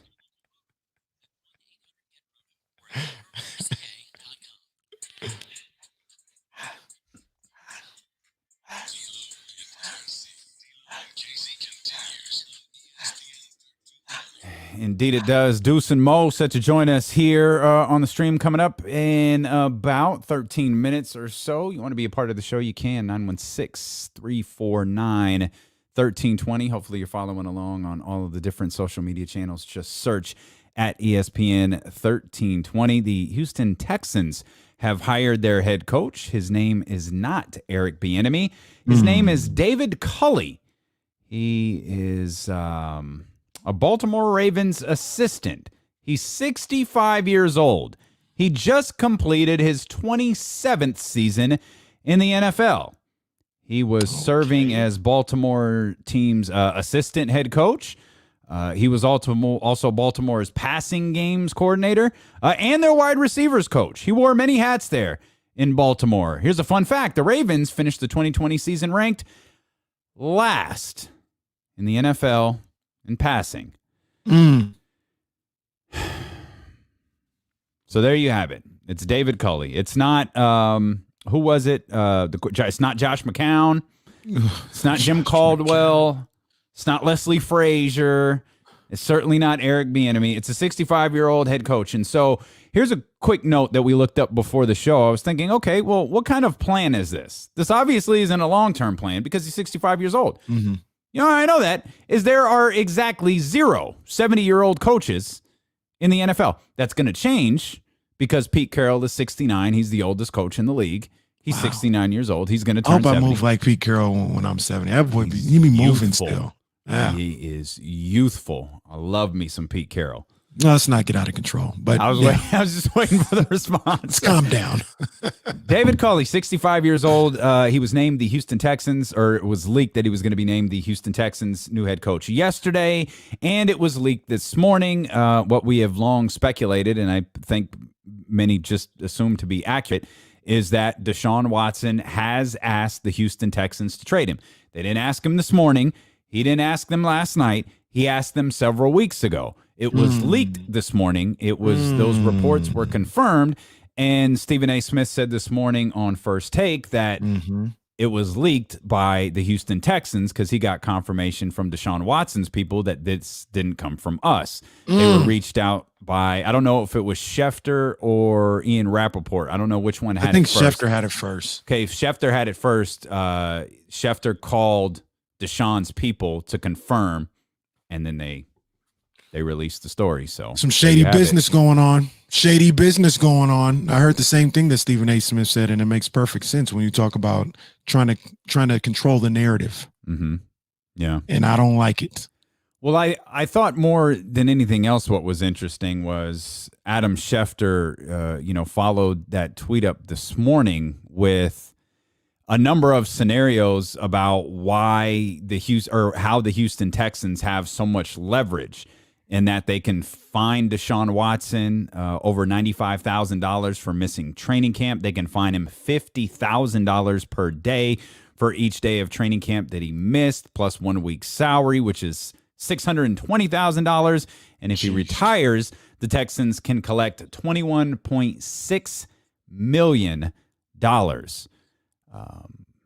That was tweeted out by Adam Schefter this morning. That, of course, is if the situation gets really ugly between the two. But you and I have had conversations about this on many occasions. This very well may be a blessing for the Houston Texans. As strange as that sounds, this might be a blessing for their new general manager. Absolutely. I mean, the Houston Texans, we talked about this earlier in the season, they had no pathway to improving their roster the way it currently was. They had no draft picks. They had no money. And their reputation was trash. So they weren't getting any little free agents they could. They couldn't get them. I said a long time ago, the only thing that you could do is probably trade Deshaun Watson. Now, I'm not going to say like I'm Nostradamus. I didn't think that's what was coming down the pipeline. But that was like their only move. That was the only way to get better. And with Deshaun requesting a trade, like you said, could have been a blessing in disguise. Because now you have, okay, we're not just willingly getting rid of him. He wants to leave. And now we can get some draft capital. We may be able to get a player or two and start a rebuild. We got cap room, all this other stuff. So this literally was the only way I could see them improving as a franchise and being able to improve that roster. Now they may take a hit from the start, but at least you have a plan and you have a future. Aside from Deshaun Watson, when he's on the team right now, you have no future. You have nothing to surround him with. So, yeah, blessing in disguise for these guys. Potentially. Because this could get ugly. I mean, they could start. You could conceivably start a bidding war unlike we've ever seen. Never seen this before. There's probably a handful of teams. Not very many. There's probably a handful of teams that could trade for Deshaun Watson and realistically be in the Super Bowl next year. San Francisco is absolutely one of them. Frustratingly enough, a team that we have heard associated with Deshaun Watson in potential deals and Deshaun Watson having the no trade clause, being able to waive that and so on, is Miami. Yeah. That Miami team with Brian Flores is building something on the defensive end. They're building a culture there. Like they've got some things clicking. They need to surround him with some more weapons for sure. But there's, and I don't know if I'm willing to go as far as Super Bowl bound with Miami. I think they'll be very, very good, and you certainly can't rule them out. But I tried to do this morning and go through like what team could you reasonably consider and go, yeah, this team could wind up in the Super Bowl if they acquired Deshaun Watson. And the one I kept landing on was San Francisco.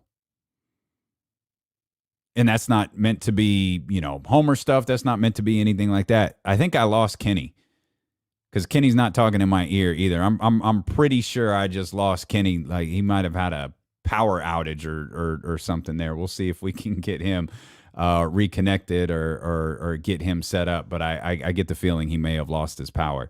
But as I keep looking across the league, it is absolutely the San Francisco 49ers when you look at the weapons that they have, because we played the scenario of, would you offer up, say, a Nick Bosa? Would you offer up a George Kittle? Like what star player would you have to get rid of if you're the San Francisco 49ers? But that's not really something that happens a lot in the NFL. Like what the Texans would need is a quarterback.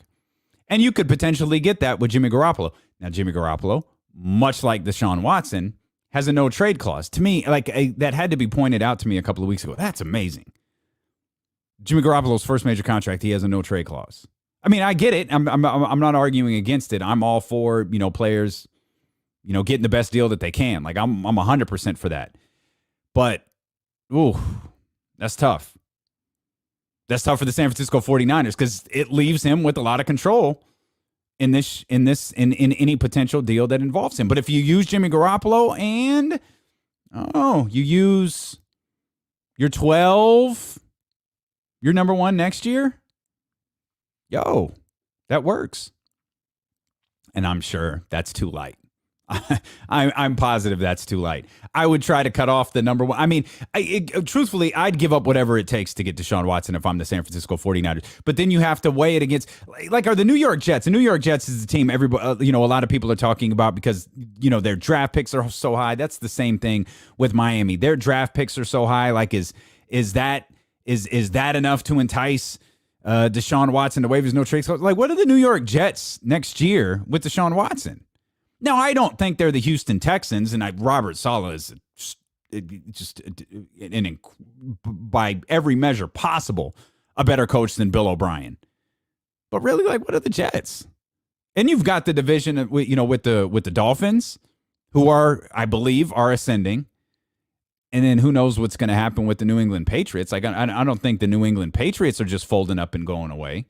Like, don't forget, they had 11 starters on the defensive end not play this year, opt out because of COVID-related stuff. So I don't think that they're just gone. So what are the Jets? And you could probably argue the same thing with Miami. Like, ultimately, what are they? What does that wind up being? I have no idea. Can you hear me? We got you, partner. Can you hear me? We got you, man. I'm back, man. Why they do that to me? Why they do that to me? The storms is hitting, man. It's you're just like you're like so many others out there, man. The storms are hitting. We got you, baby. We hold it down. Luckily, it wasn't for a long time. It was just literally like went out about 10, 15 seconds, then everything came on, but then everything had to be rebooted. But yeah, I was just giving you guys the plan to get into Deshaun Watson, but now time's gone. It's fascinating too. Is I wonder how long were you talking before you realized we're not getting any of this? Oh, everything cut off. Yeah. Oh, okay. The lights, everything came off. So I was like, oh, because okay. You froze, and I'm like, well, this is. And I'm surprised given how bad it was, a day or two ago. I'm surprised we made it this far without any it was loss. Crazy a couple days ago. Yeah, crazy. Yeah, it was something wild. I'm seeing the crew check in. Oh, we don't want that screen. Hey, there's our squad right there. It's Deuce, Mo, and Carlin. Morgan got the comfy clothes on. What's up, crew? Yeah. Hey, how you guys doing? We're good, man. We're dealing with power outages on Kenny's end, but overall, man, we're good. We're on Twitch. You told me that Kenny's having broadcast issues at his house. Man, they hating on me, man. Dudes, what's going on now? Man, we got to get you new Wi-Fi, new internet, a new house. I don't know what the hell's going on with you. Well, he's got the new house. The new house is down. Like, we're good there. The house is good, but yeah, the Wi-Fi, Xfinity, come on. And I saw like your fence blew down or something. Fence blew down the other night. It was crazy out here in EG. Oh, I'm so sorry. Are you going to take care of that yourself or what? Absolutely not. Yeah. I wouldn't either. Perfectly. So I'm one of those guys where like I feel like I can learn to do anything, right? But I just rather go to the experts. Hell yeah. Yep. Kenny is definitely I got a guy for that. And there's nothing wrong with that because I am too. Yeah. Yeah, there's a reason those people do that for a living, and there's a reason that I do this for a living. Let's bring you guys right into the conversation. We were talking about, and of course, we're going to get to the Kings and their win last night against the Orlando Magic, but we were talking about Deshaun Watson, the situation going on in Houston, and we're bringing it back to the San Francisco 49ers, and we'll try to keep it like biased or unbiased. Best landing spot for Deshaun Watson to win in the 2021 season is where? To win? I mean, wouldn't it be the 49ers? Absolutely. Yeah. We're gone for the evening. Good night, everybody. That is the answer. That's the answer. Yeah. I mean, you just look at all the weapons alone and you look at a versatile young quarterback like Deshaun Watson. In Kyle Shanahan, once again, I know some people say, hey, he's a quarterback mind and does well with quarterbacks, but then we've seen him pass on certain quarterbacks. So it's like, when really they passed on Watson in the draft. I know. So then it is confusing, but you see what he's been able to do, even with someone like Jimmy Garoppolo, who can't even throw downfield. And that was uncalled for. That was completely uncalled for. I'm not being mean. That's just being honest. I would say this, I think Indianapolis is a nice destination too. Yeah. They've got some nice pieces, but I would still put San Francisco ahead of them. I just don't know that they're willing to do what it takes to get him. And, the good news for them, there's going to be guys available. I mean, I don't know if Rodgers is really going to be available. I have my doubts about that, but Stafford's available. Watson's available. Problem is, there's going to be a lot of teams in the NFL who need quarterbacks at this point. So there's going to be some competition. You may have to overpay to get one of these guys, but that's the cost. You're trying to win championships here. All right. They went to the Super Bowl a year ago at this time. Like, you got to get it done. So you have to upgrade that position. So let me ask you guys a question. I'm stealing this from our super program director, Danny in San Francisco here. Oh, you have to kiss up to him. Oh, he's our super program director. Shout out to Danny. You know what I mean? You know, if you want to give me that raise, let's go. You know, at least you're not shying away from that. All right, I dig it. Respect. But you know, I don't want to steal his idea though. This is what he said. Would you, give up the farm, and the farm is like 3 first-rounders and Jimmy or something like that for Deshaun Watson, or just 2 second-rounders for Matthew Stafford? Well, that's an interesting either or, but I don't know why we're assuming that it would be 2 second-rounders to get Stafford. I think you might have to give up a first to get him. And it goes back to what we were saying. There's going to be competition for this guy. Matt Stafford, I know this is hard for you to admit, Kenny. He is an upgrade over Jimmy Garoppolo. Now, you could argue hey, is he going to be protected in this situation? That's a legit concern. The Niners have some things they have to address this offseason, but he can get the ball downfield. He's played 16 games, 9 of the last 10 seasons. I think you're probably going to have to give up more than that. But I would say this, I'd go for Watson because I look at him. He's young.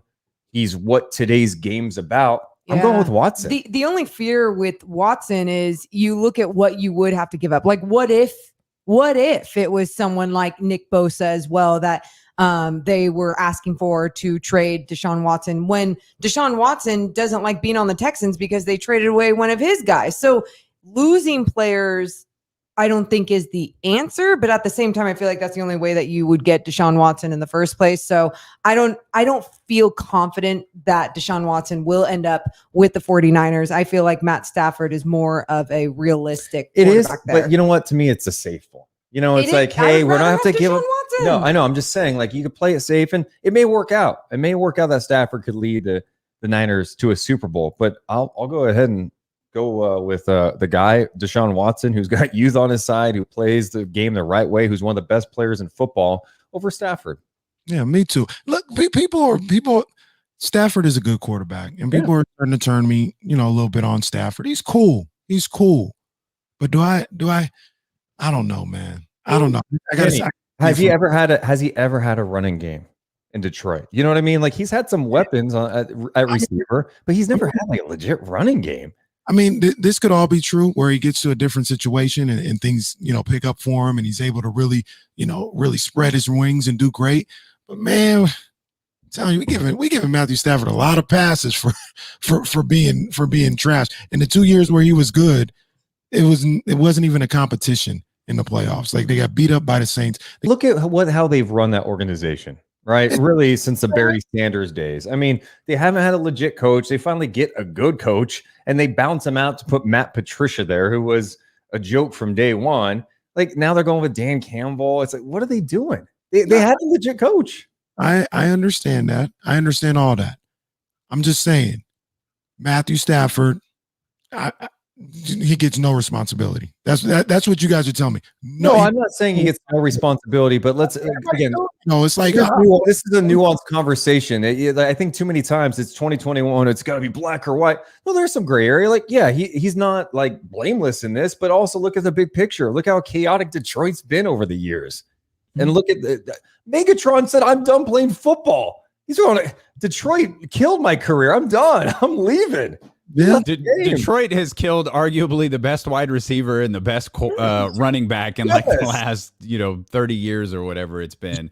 This is facts. It's certainly going to be an interesting story to follow in the days to come. I get the feeling it's probably going to quiet down next week. I think everybody will kind of respect the game, if you will, respect the shield, and then Monday following the Super Bowl, we'll see what winds up happening. All 7 coaching vacancies are filled, by the way, and Eric Bieniemy, it looks like, will remain the offensive coordinator for the Kansas City Chiefs. Let's shift gears here because it looks like Eric Bieniemy was coordinating Buddy Hield's offense last night.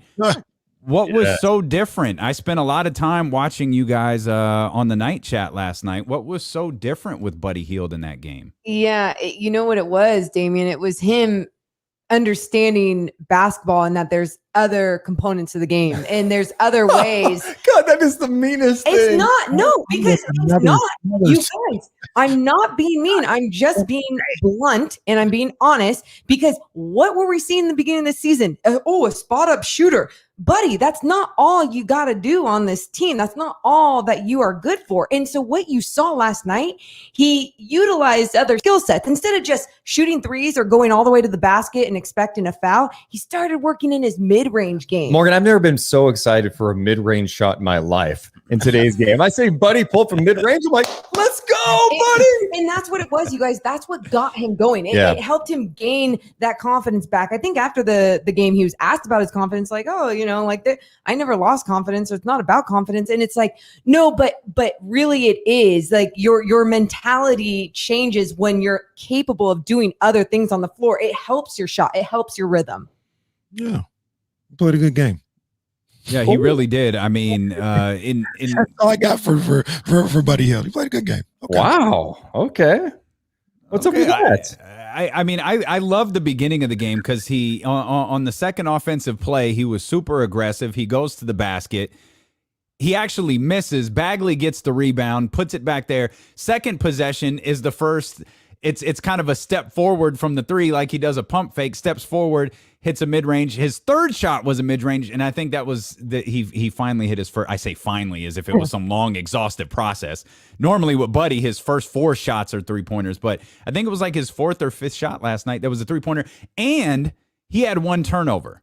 One turnover that in Deuce, I think Deuce and Mo, you would both remember better than I. I'm almost positive that was in the 4th quarter where he just kind of he threw like an errant pass. It was trying to go to Harrison Barnes instead of to the rack. I think that was his only turnover in the game. Yeah. And even seeing that turnover, it's frustrating in times of the game when you're seeing the Magic have a little bit of a shift in this game. And you're like, oh, there's still a lot of time left on the clock. And that's when you don't trust Buddy and you go, is he going to make these bad decisions? But you're right. That was like the worst decision that he made. And it was just one. And then Harrison Barnes kind of made sure that everything went the other direction by just going strong in the paint. Now it's time to see, can you build off that? I don't need just a 1 game against an Orlando Magic team that, honestly, Orlando looked like the Kings looked like about a week and a half ago. It looked like disinterested. It didn't look good at all. And it's not like Evan Fournier is locking you down. No. And that is why I was Stephen A. Smith meme responding to Buddy Hield's game. He played a good game, but I need more than just last night. Yep. I need that to be what you consistently bring to the table, where you're looking to attack the basket. You're looking for other ways to score. You're looking to get, it's no fault of his. He had a great game last night, but he still only took 2 free throws. I want to see Buddy get to the free throw line more. And that's going to involve him attacking the basket, maybe looking for a little contact, embracing a little contact, and still being able to get that shot off. So I loved the way he played yesterday. I like to see it more. I want to see it more. I'm with you.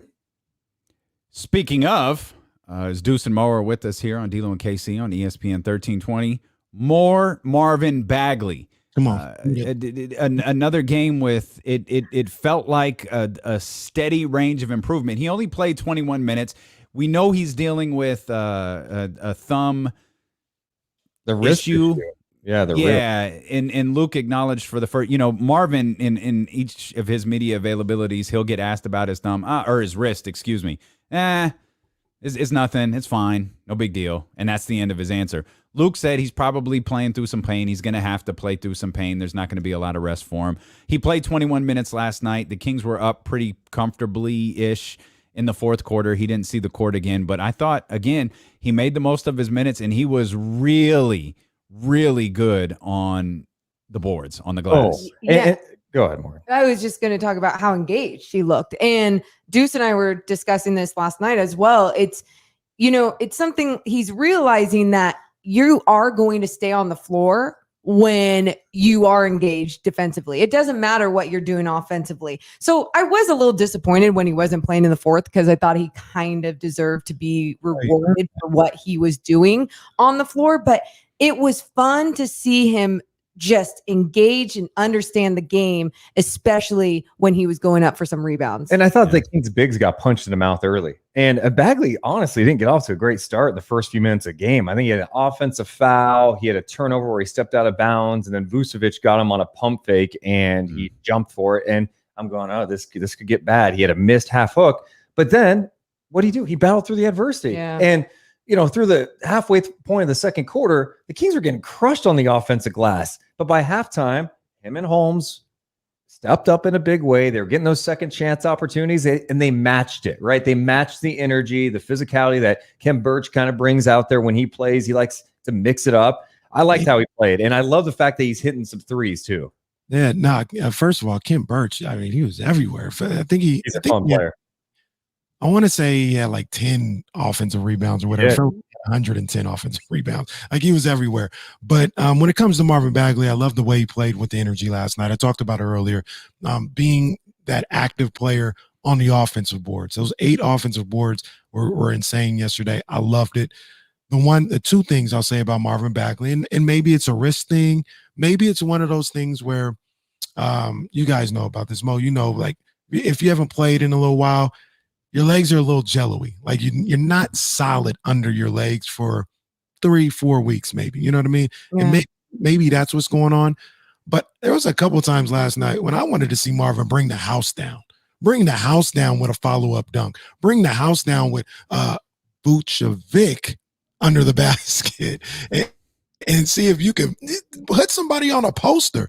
And those are the things that he was doing at Duke. Those are the things he's doing when he first came to the league. And he's not. I don't know what it is. I don't know what it is. But it might be the wrist. It might be the wrist. I don't know. And I remember, I think a couple weeks back, we were talking about, man, why didn't he play in the fourth quarter? And I was mentioning, I think he hurt his wrist or hurt his hand or whatever. And this is lingering now. Yeah. And so what I love about it, though, about him, he's playing through it. He's trying to play through it. And I don't know that he does this a year ago. I don't know if he plays through. I think he understands, like, the moment. I think he understands he's got to fight through this. And sometimes it's like, no, are you sore right now, or are you actually hurt? Can you play through this? And he's showing his toughness. I like it. Yeah, and I'm with you, Kenny. I think through not only this wrist injury, but I think just being out there more, we might see some more of those fiery moments where he realizes his confidence and that he can bring down the house and throw it down after getting a big board. But I like it too, because he's also not trying to do too much where it's like, just get it done. Can we also just, on a side note, and he's not the only one who does this, but when a guy's kind of banged up, it seems like the injury only hurts when they have like a bad play. Oh yeah. Like, on this shot, he's, oh man, this wrist right now. This is really bugging me. Yeah, Kenny, you did that, right? Yeah, I did that. Yeah. Yeah, we do that. Kenny did that when he dropped his power rankings a couple of minutes ago. He had an injury. How much of you talked about Deuce. I think you just mentioned this a moment ago. Holmes and Bagley like really picking up headed into halftime is particularly on the offensive glass. How much of that dynamic between those two is the fact that they're actually playing together for a sustained period of time for the very first time? I don't think that can be overlooked. I mean, we talked about Marvin Bagley. I think the most games he's ever played in a row is 21. Yeah. Like, think about all the pieces he's played with throughout that time. There have been different guys coming out there, and then last year he gets hurt game 1.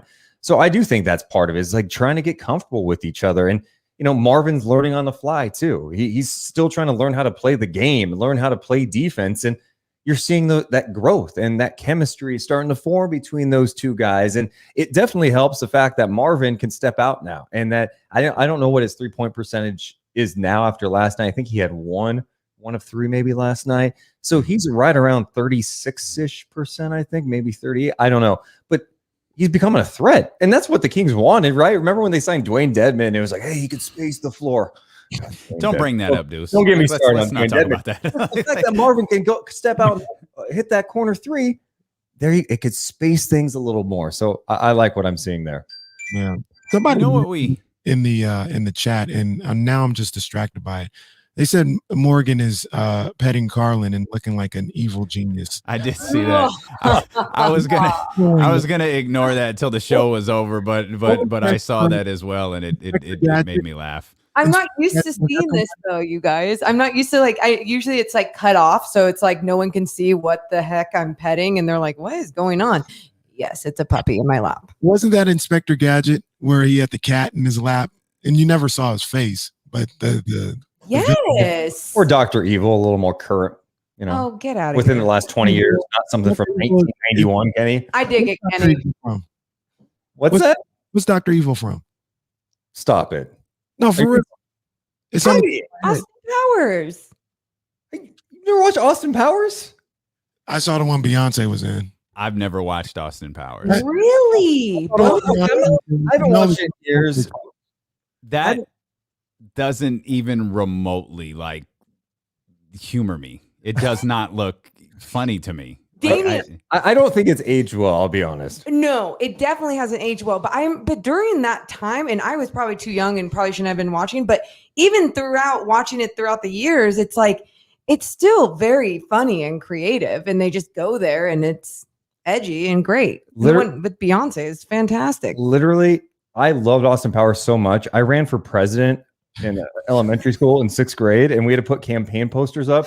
And I put my head on Austin Powers' body and I said, "Oh, behave, vote for Dave." Unfortunately, I did not win. But I'm telling you, if I was in high school, I would have crushed with that humor. It did not go over well with elementary school kids. Deuce breaking kayfabe there and acknowledging his first name is Dave. Yeah. The industry is no longer a secret. sure. Like, it's weird watching stuff that, like, I watched Eddie Murphy Delirious like a month ago. Woo! Wild one right there. Man, it sounds really different in 2021. And it was 2020. It sounds because I could get in trouble for just laughing along with some of the stuff that's going on. My goodness, it was wild. Yeah, Eddie's mid 80s jokes were something else. You know what? One thing, not to be a downer here, not to be a deucey downer. Here we go. Thanks a lot. They were horrible from the foul line last night. Oh, don't get me started. Last night, I Yeah, mean, sorry. I can't stand it. It's honestly, I'm so happy they're getting to the free throw line now because last year they were near the bottom of the NBA. But what's the matter if you can't make them? Like, good for Fox was 7 of 8 though. I like seeing that, but man, can we start making some free throws? You guys, I don't understand it. I know we talked about it with Jerry Reynolds on a podcast that we did this morning, and you know, he was talking about sometimes relating it to golf and sometimes people missing the 6-foot putt and it's just, they miss it over and over and over again. It's like the easiest thing when they're a great golfer, but it's just such a mental thing. And for me, with a lot of these guys, how do you not overcome that at this point? Like when you're making a certain amount of money, like you see the nail hole on the floor, you see the line, you line up, and it just should be muscle memory. There's not even 17,000 people in these arenas saying boo and giving you thunder sticks and crap in the background. It's like, come on. Wow, Morgan hates thunder sticks. Wow. I hate thunder sticks too. Oh. I have no patience for missed free throws. I have none. It drives me insane. Marvin Bagley, you guys know that's my guy. 1 of 5 from the foul line, acceptable. It's unacceptable. You got a 20 game if you make your free throws. You know, you're going 20 and 12 last night. Fox, the same thing. He had a good night last night from the line, but he's so hit or miss as well. I just got no patience. Giannis had a game last week where he's 1 of 10 from the free throw line. I don't get wild. I don't get it. Yeah. No, it's unacceptable to be, if you're a big guy, I'm not going to let you go below 70%. Right. If you're a guard, you shouldn't be below 85%. And Really, I know I'm not letting you go below 85. to some people, this sounds ridiculous, but finding like a mental strength coach, especially when you have the money and the resources to do so, because when you're making that much money, don't you want to perfect your game? And sometimes with the free throw, you go, man, I just have to practice more.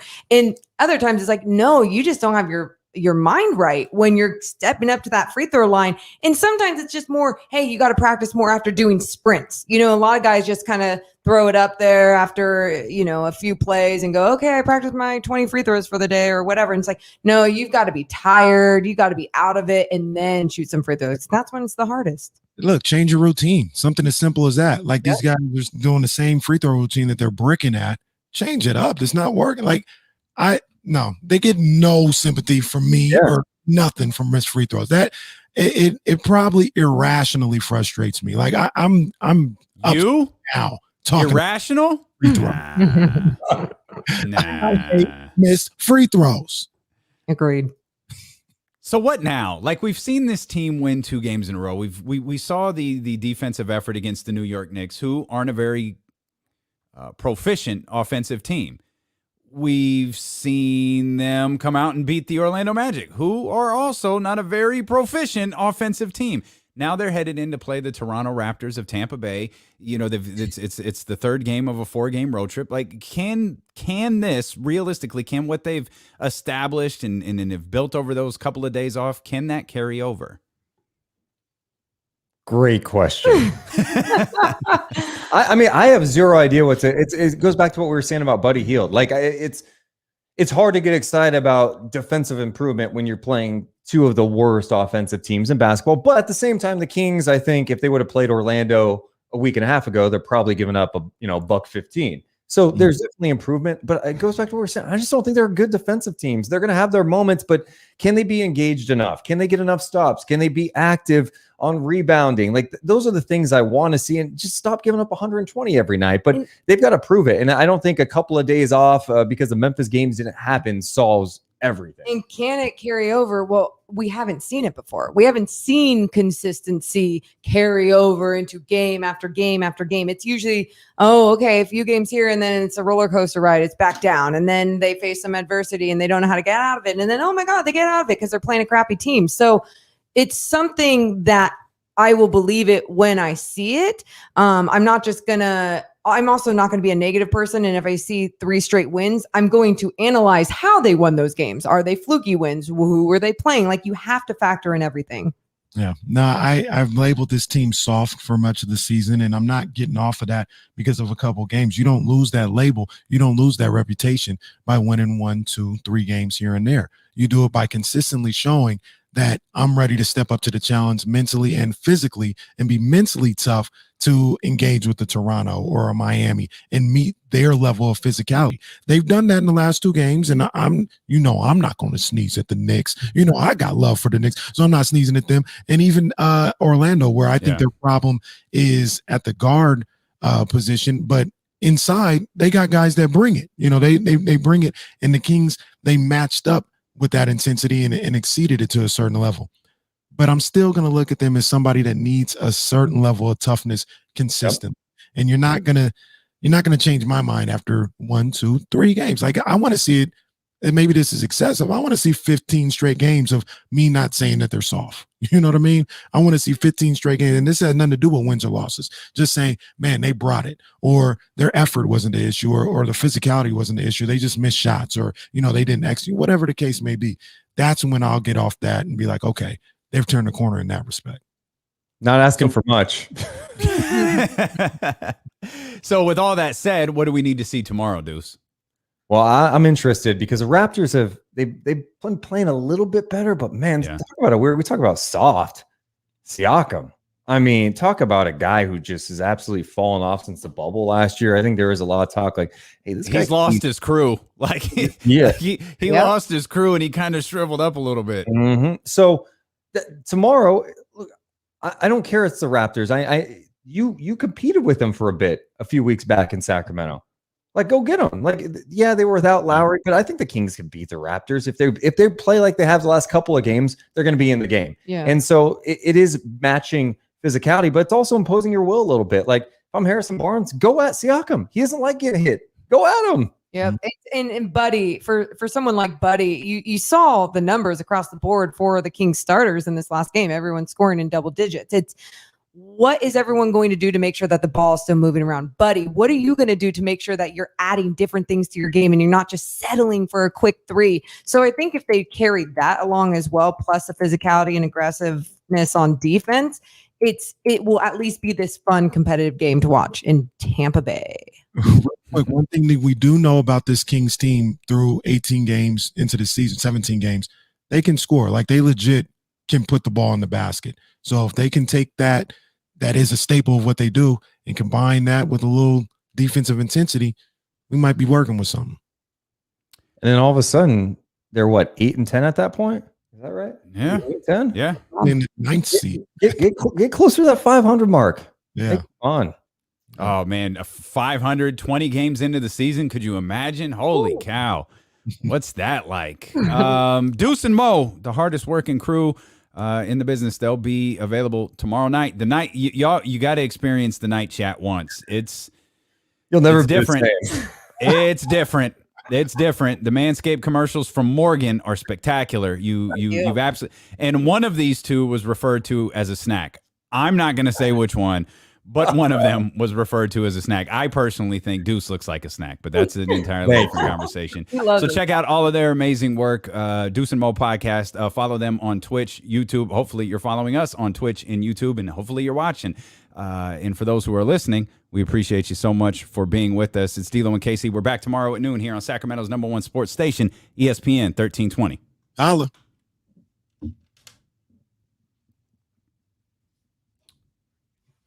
All right, man. I'm going to talk with these guys and wrap up the live stream. Thanks, man. All right. Hey, Thanks, guys. We're still on the live stream, right? Cool. Yeah. Over Under Party tweeted, said, listening to the show and now convinced that Morgan doesn't know how trades work. The 49ers can't just acquire a star player via trade without giving something in return. Wait. I'm convinced you weren't listening to the show because where on earth did you hear that? Wait, or could you mansplain to me how a trade works? Could you, sir? Because I'm just a little girl and I don't understand. Dumbass, come on. She was saying that would Watson want to come to San Francisco if you have to give up both? Of course you have to give stuff up. Open your ears, stupid. Can I say that? Sorry. Yes, you can. You can say what you. This is the Patreon-ish version. This is And who said that? Shout out to Over Under Party because he tweeted us and he's always in our Twitch streams. He's awesome, but we got to go at him too. Yeah, you got to mess with him a little bit. I can't let him talk to me like that. Come on. Got to do that. We've got to mess with Kenny for his terrible power rankings, man. It's just, It was NFL or NBA power rankings. it was NBA. It was terrible. History will prove that I'm on point with my power rankings. That's not how power rankings work. They're week to week. Power rankings should be, especially in the NBA, if this team played one-on-one or they matched up, who would win? Jazz ain't beating the Lakers right now. Really? Jazz have won 10 straight games. Yeah, I mean they're beating everybody. Kenny had them at like 5. He had the Brooklyn Nets above them. Didn't they just won last night without Donovan Mitchell in the lineup? Yeah, they beat the weak-ass Mavericks. Oh, he also hates the your guy Mavericks. Luka, right? Like what? He's like, I don't like him anymore. The Kings are like a game behind the Mavericks. Oh, I know. I love it. I love it way too much when I look at the records and go, oh, okay. See, now my Maverick hatred goes back to like early 2000s. Like I'm not a Mark Cuban guy. You know, he's smart. He's okay, whatever. But no, they were trying to be the Kings, and they get all this love, and the Kings would smack them boys up. I'm with you. I hated the Mavericks in the early 2000s because I felt like their fans thought Nash and Nowitzki, who, by the way, ended up being Hall of Famers, but they thought they were awesome. Mike Bibby would destroy Steve Nash in that series. In 02, oh my God, destroyed Nash. Yellow. Yeah, the Kings were way better than those teams. It wasn't even close. Absolutely. Yeah. Well, we appreciate you guys. We're figuring out Twitch. It's still not perfect, man. I'm glad you're on it, man. It's looking awesome too. I'm loving it. We've got the look nailed. We don't. The sound isn't perfect yet. There are a few things that are missing, but we were just like, let's just start it. The people who are here, obviously, diehards. They're having fun. They've been in on this Twitch thing or been in on this comment section since the show started. So. That's pretty dope. Was Inspector Gadget. That's phenomenal knowledge. You never saw his face. You just always saw the cat, and you get mad and slam him on the chair, and the cat would jump up and all this other. Yeah, it was just a very old reference. It was 80s cartoons. Yeah. I like 80s cartoons. That's good stuff. Gadget. I loved it. I don't like the remakes either. Like, stop that. There's they did a new Inspector Gadget. Yeah, they did. Like, it wasn't a cartoon, right? Wasn't that they had a cartoon years ago? They definitely had like a real life movie.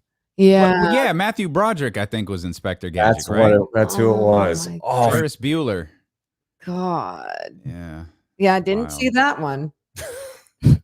Inspector Gadget or Ferris Bueller? I saw Ferris Bueller. I didn't see yeah. Inspector Gadget. Ferris Bueller as Inspector Gadget. Ferris Bueller as him. I'm sure he'd love that. I honestly think Matthew Broderick's best role was in Trainwreck when he was Matthew Broderick and he was talking to LeBron James and I forgot he was in that movie. Marv Albert. You Oh, don't remember that? I don't it was remember that great. scene. Oh, it was great. They're in the remember locker LeBron being room doing great. an intervention.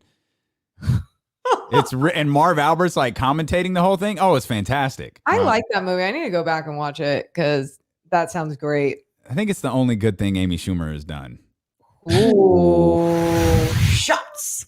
Fire. Is that really a shot? Like, are we pretending like the other movie? Like, what's the? I don't what's even the? know what other movies she's been Yeah. in, to be honest. I feel like that's the only Amy Schumer movie I've seen. I enjoyed her stand up. I watched some of her stand up and I was like, I think it relates to me a lot, so I liked it. Her. Now I'm like married and pregnant I haven't stuff. seen that stuff. Oh, okay. Like, yeah, her stand up has definitely changed. I thought Inside Amy Schumer was really good. Okay, I think that's Which- yeah. Was the male equivalent of the Chappelle show. Like that's all it was. But I thought I think she did a show. I think the movie was called I Am Pretty. It had no redeeming qualities. Like it was awful. Like she has this like thing where her physical appearance doesn't change, but her mindset changes. So it's like she's like this super sweet person, but then she thinks like she's this gorgeous supermodel, right? Yeah. And she becomes a total bitch. And Yeah. it's like, hey, like, wait a minute. Like, did we just lose what was supposed to be the important part of this story? Like, in that, That's weird. like if you see yourself one day and you have all this confidence, I thought the premise of the movie had a great message behind it, but then she became like this horrible human being. And it's like, dude, What was the point? what am I going to watch? This is terrible. It's like, is she trying to say only ugly people are nice? Like, I don't get it.